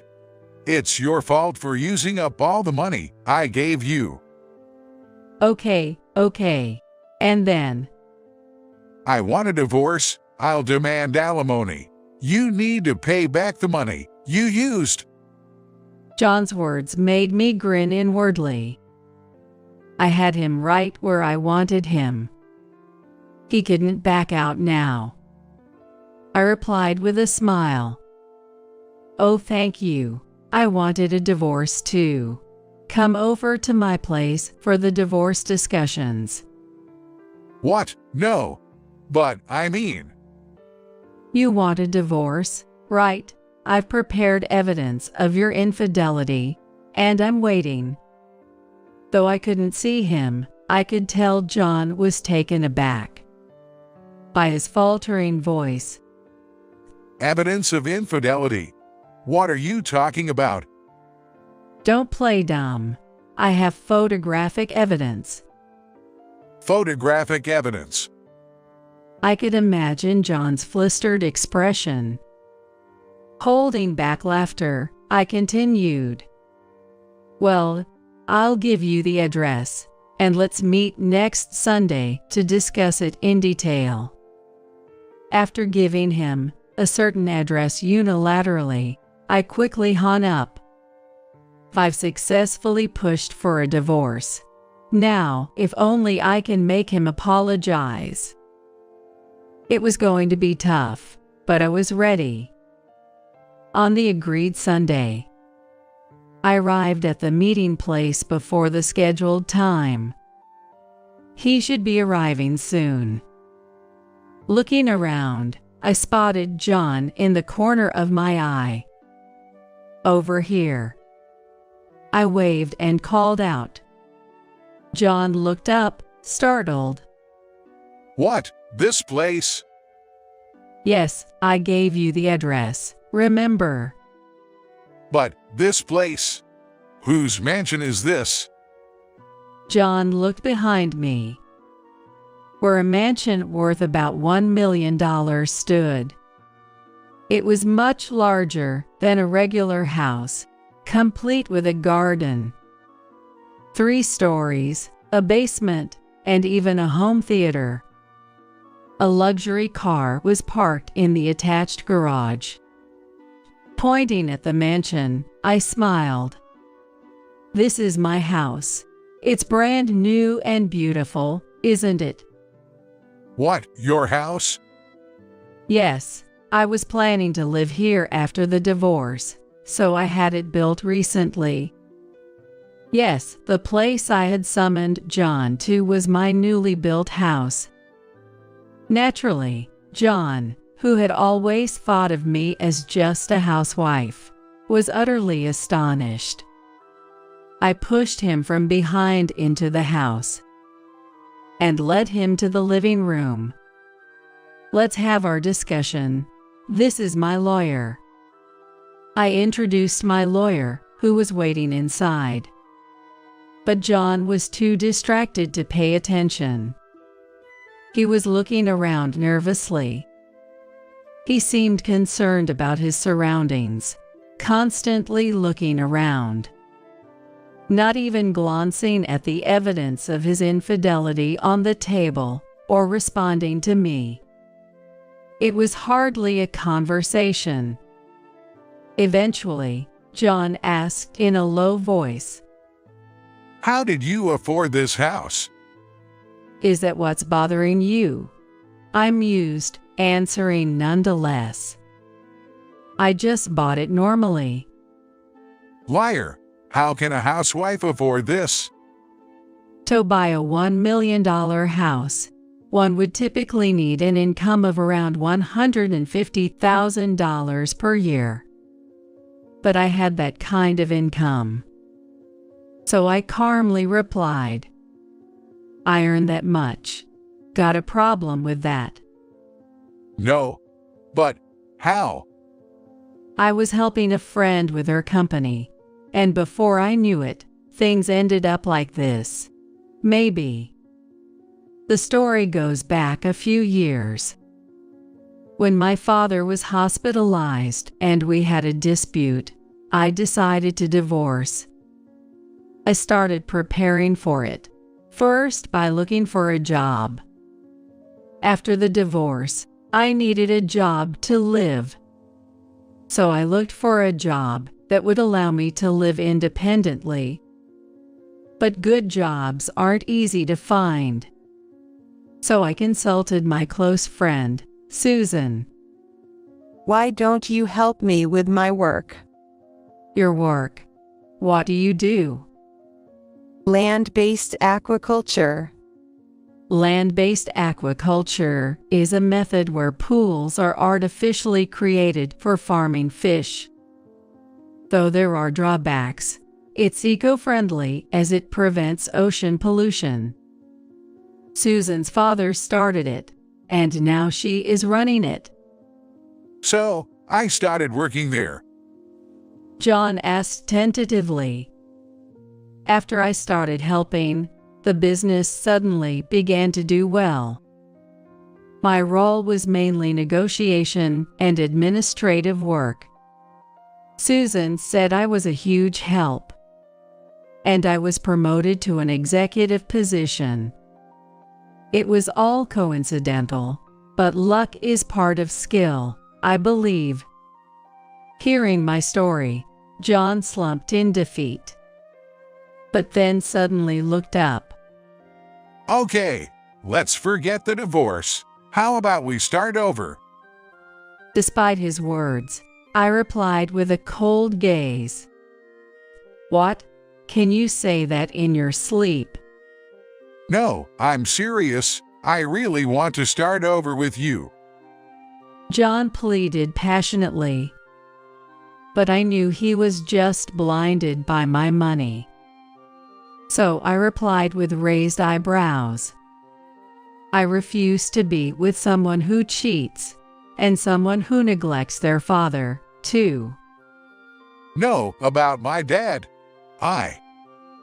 Enough. You might not know, but I was the one paying for Bob's hospital bills. The money John gave me was really a pittance. After paying for groceries, utilities, and other miscellaneous expenses, there was never anything left. That's all he ever gave me, let alone enough to cover Bob's hospital bills. Initially, I managed somehow, but after starting my job, I covered the bills with my salary. Despite that, you never listened to me, nor did you visit Bob. That's... I can't trust someone like that. As I raised my voice, John looked deflated. The lawyer then discussed the alimony with him.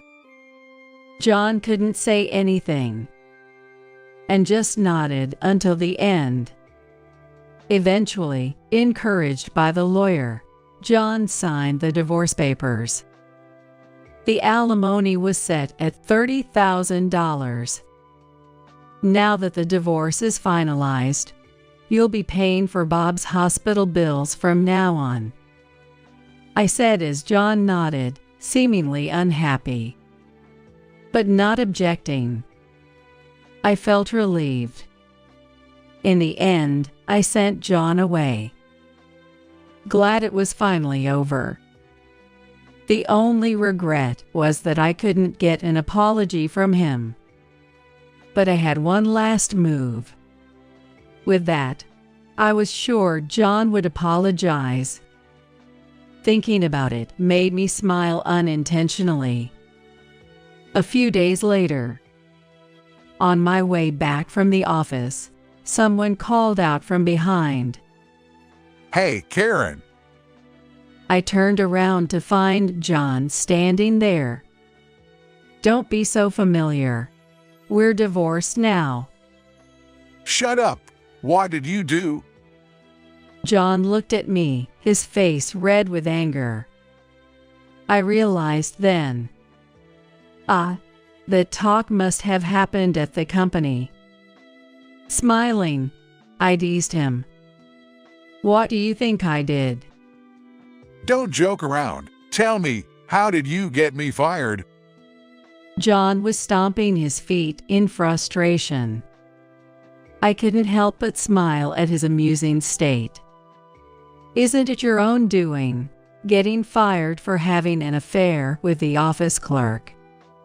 John's affair was with a clerk at his company, where he had acted recklessly, thinking he could do anything as the president.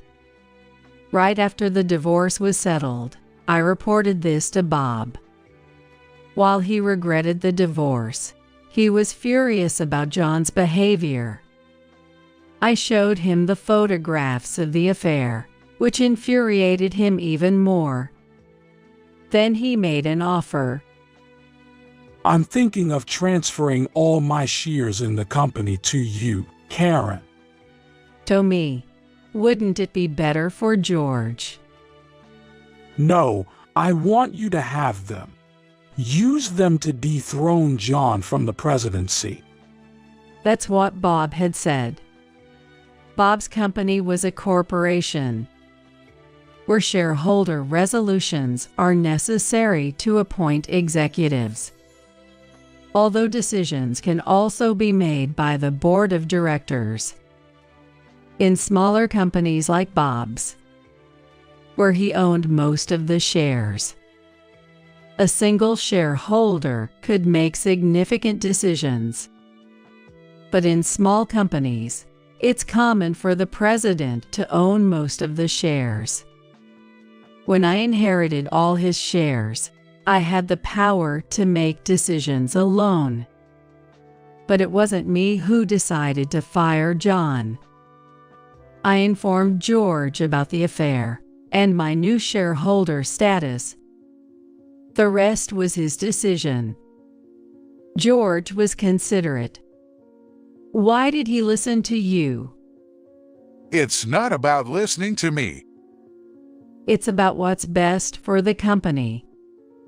John collapsed on the spot and began to apologize. I'm sorry. Please forgive me. No. I'll be lost without a job. His predicament was none of my concern. It was all self-inflicted. I won't forgive you. Please, I'm begging you. It was all self-inflicted. I turned my back on him. Sorry, but there's nothing I can do. Why? If you have the shares.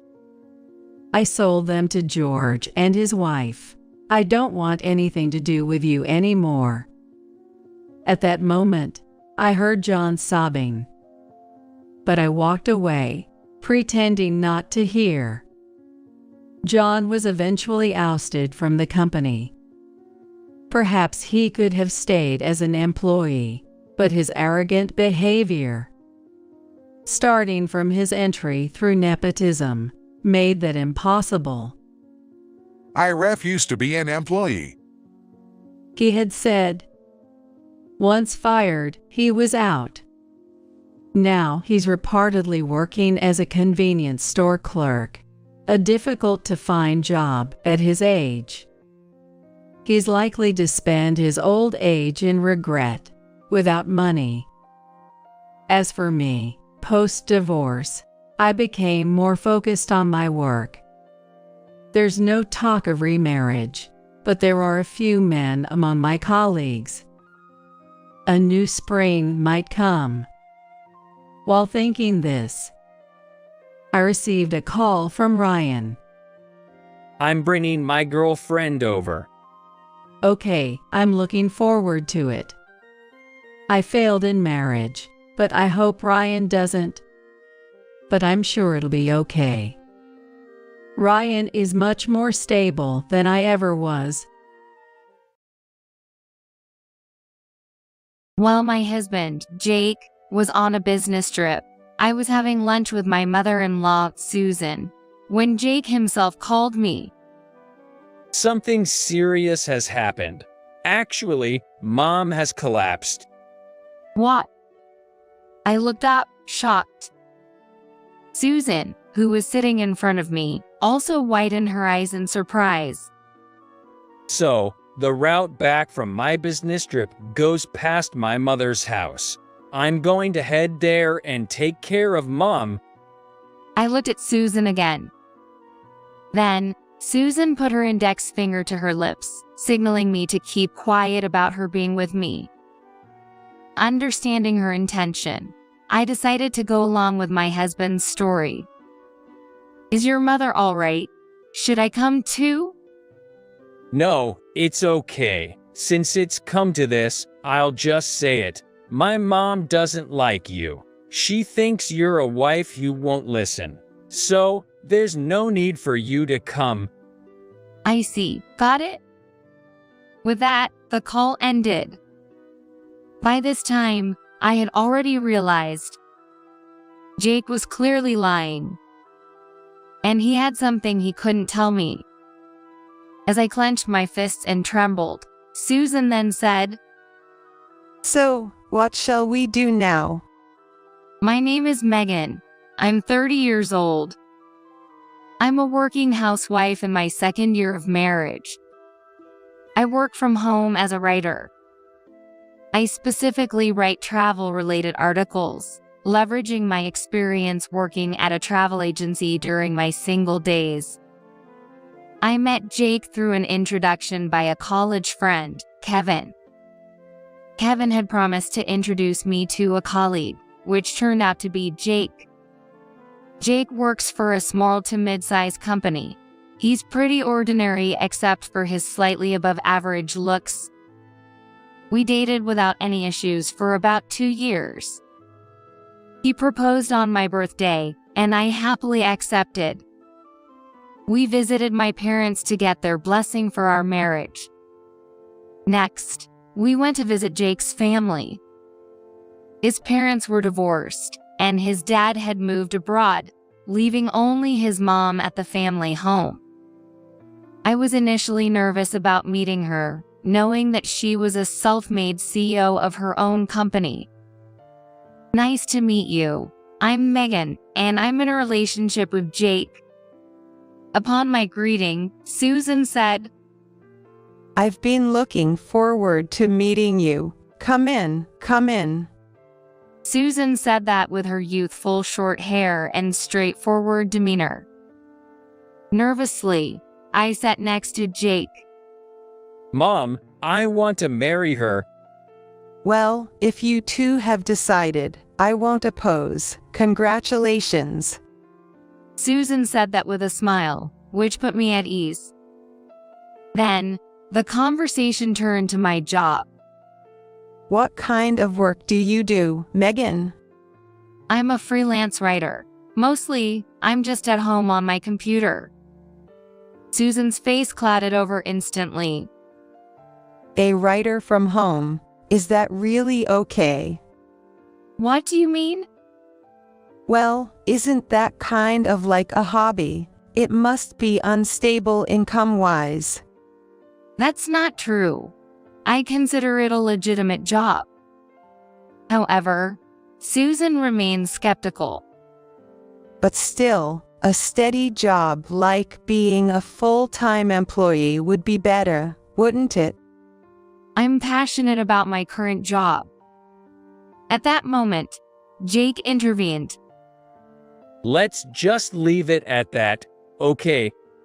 The situation smoothed over, but Susan still frowned. While she didn't oppose our marriage, she never really understood my job. Nevertheless, our new home was about a 2-hour drive from Susan's place. I figured we wouldn't have to interact with her much, so Jake and I went ahead and got married. The wedding went well. Kevin, who had introduced us, gave a speech, making it a wonderful ceremony. Thus began my life with Jake, which I believe was a happy newlywed life in the first year, with him helping around the house. However, as we entered the second year, Jake started coming home late, citing busy work schedules. Despite this, I supported him without suspicion. Occasionally, I met Susan, who would always suggest, why not work as a full-time employee? Why not get some qualifications? Growing tired of Susan's relentless comments, I one day said to Jake, Jake, I'm not comfortable around your mom. I respect her, but she always criticizes my job. Well, Mom is from an older generation. You don't have to force a relationship. It's a relief you feel that way. He never forced me to get along with Susan or to listen to her. That was something I appreciated. One day, while I was working at home, my phone rang. It was Susan, whom I hadn't seen in a while. Hesitating at first, I answered a call, knowing I couldn't just ignore it. Hello, Susan, what's up?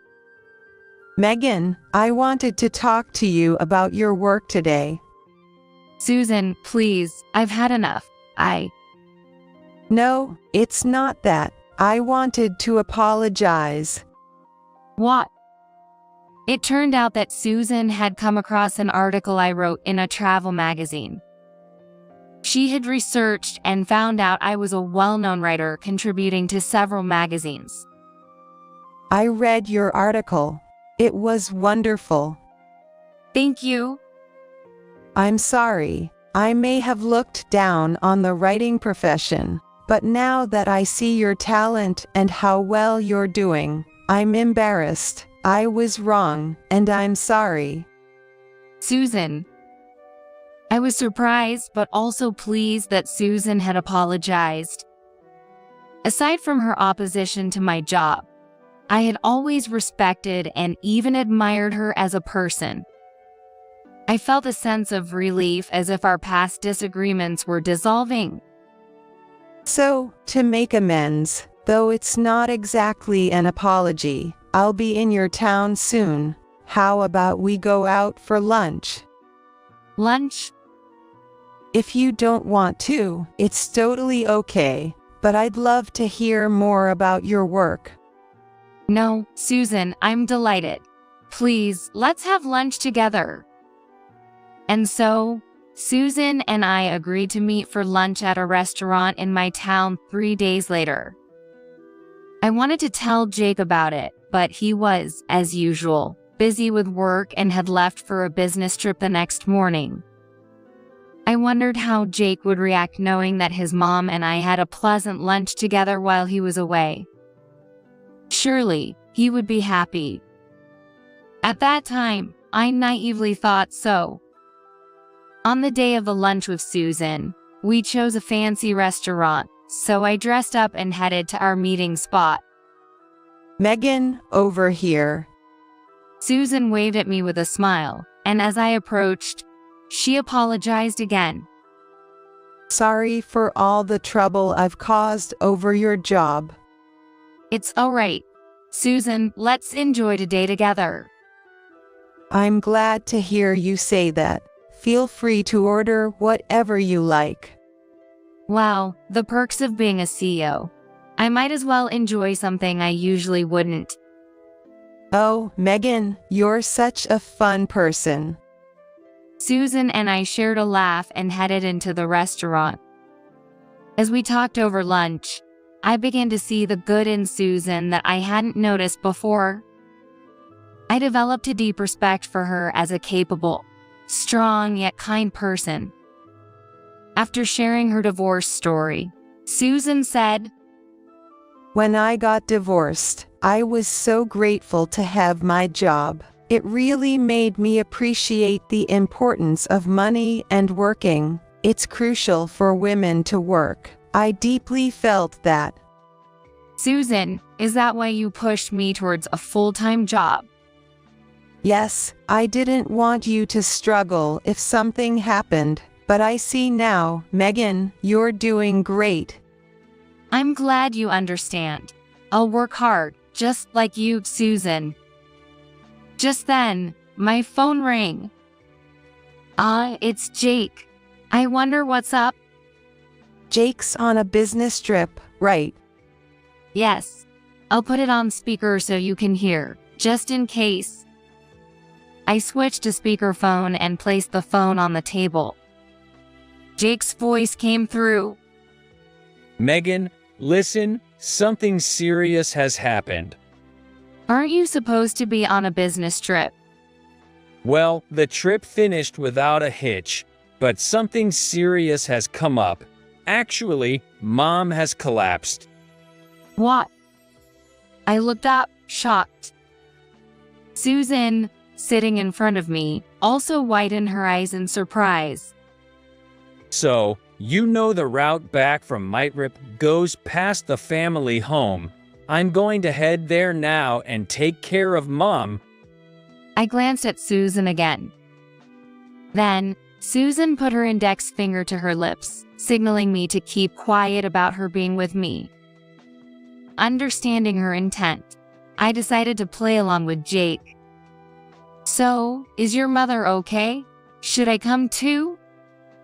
No, you don't like my mom, right?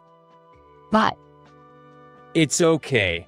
Actually, my mom dislikes you too. She thinks you're a wife who doesn't listen. So, there's no need for you to come. Is that so? Okay, I'll hang up then. And so, the call from Jake ended. I was already suspicious. He was clearly lying. It was likely about something he couldn't tell me. Could it be an affair? As I clenched my fists, trembling, Susan said, So, Megan, what shall we do now? Susan, this is about him having another woman, isn't it? Unfortunately, it looks like he has someone else. But don't worry, Megan, I'm on your side. Strengthened by Susan's supportive words, I felt ready to uncover the truth. Later, Susan and I plan our next steps. First, we should check with his company. Prompted by Susan, I remembered Kevin, a mutual friend who worked at Jake's company. I messaged Kevin, need to talk, to which he replied, can we meet after work today? So, Susan and I went to the designated bar. Kevin was surprised to see Susan with me, but after we shared everything, he finally spoke up. I checked with Jake's department.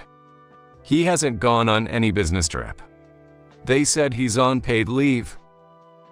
Of course, he was lying all along. I was hesitant to tell you this, Megan. Kevin looked back and forth between Susan and me. Encouraged by Susan to please tell us, Kevin seemed to steel himself for what he was about to reveal. Actually, it seems Jake has been getting pretty close with a female subordinate named Maria. She also took leave at the same time. A female subordinate? Yes, and apparently, this photo has been circulating around the office. Kevin showed us his phone, displaying a photo of Jake walking through a hotel district with a young woman. Thank you. Can I have this photo? Of course. Sorry, Megan. I felt responsible since I introduced you to, and I've been hesitant to say anything until now. It's not your fault, Kevin. By the way, do you know where this Maria lives? Well, I know a coworker who might. Let me ask her. Kevin contacted a colleague right then, who informed us that Maria lived in a condo near the next station. Thank you, Kevin. You've been a big help.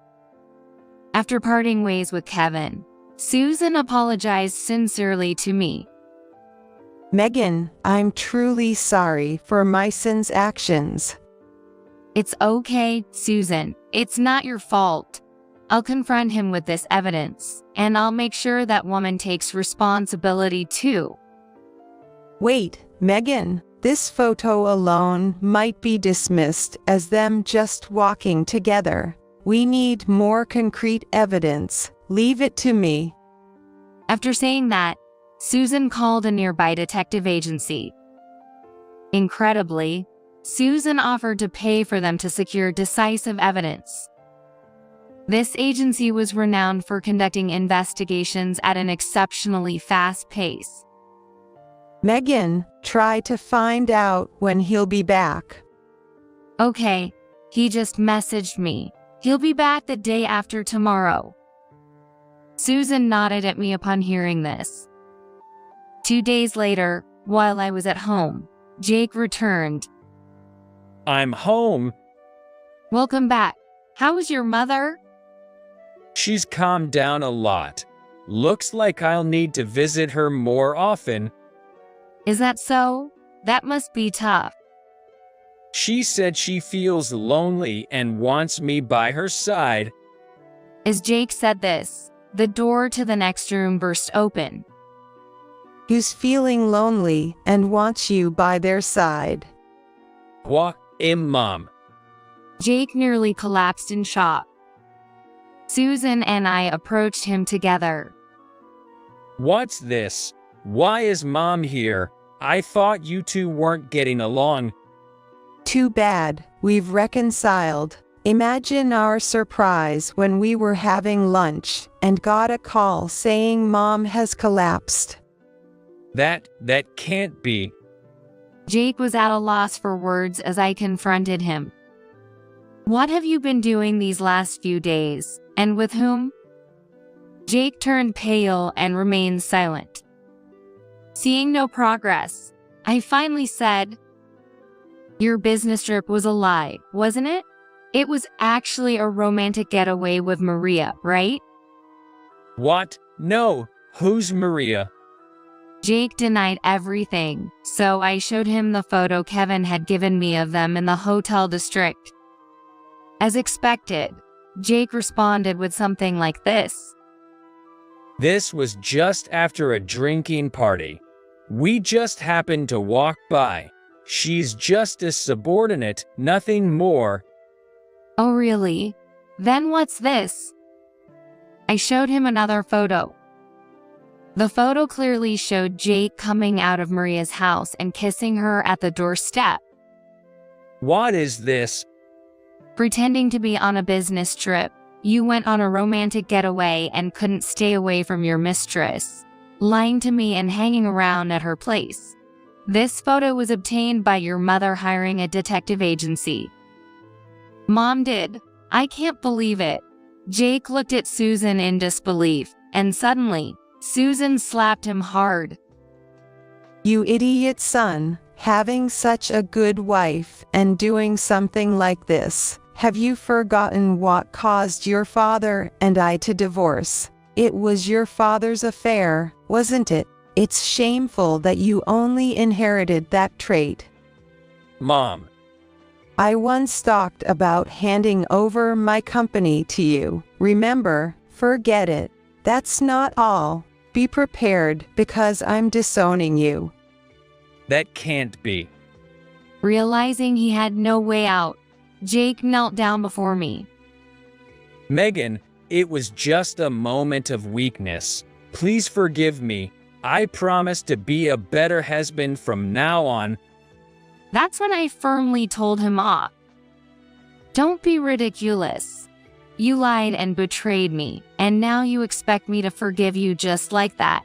We're getting a divorce, and I'll be taking a fair settlement for your affair. Eck. Jake was left speechless, groaning in despair, as Susan kicked him out of the house. The divorce between Jake and me was finalized later. Susan arranged for a lawyer, and I received a generous settlement, more than the standard amount for the divorce. I also demanded compensation from Maria, Jake's mistress. The affair and subsequent troubles led to Jake and Maria's breakup.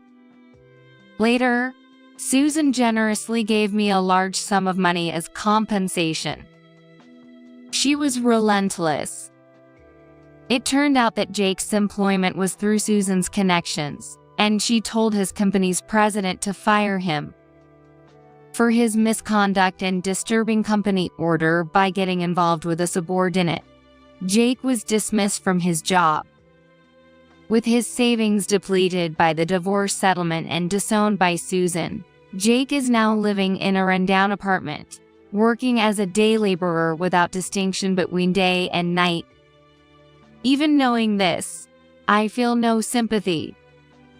Serves him right, is all I think.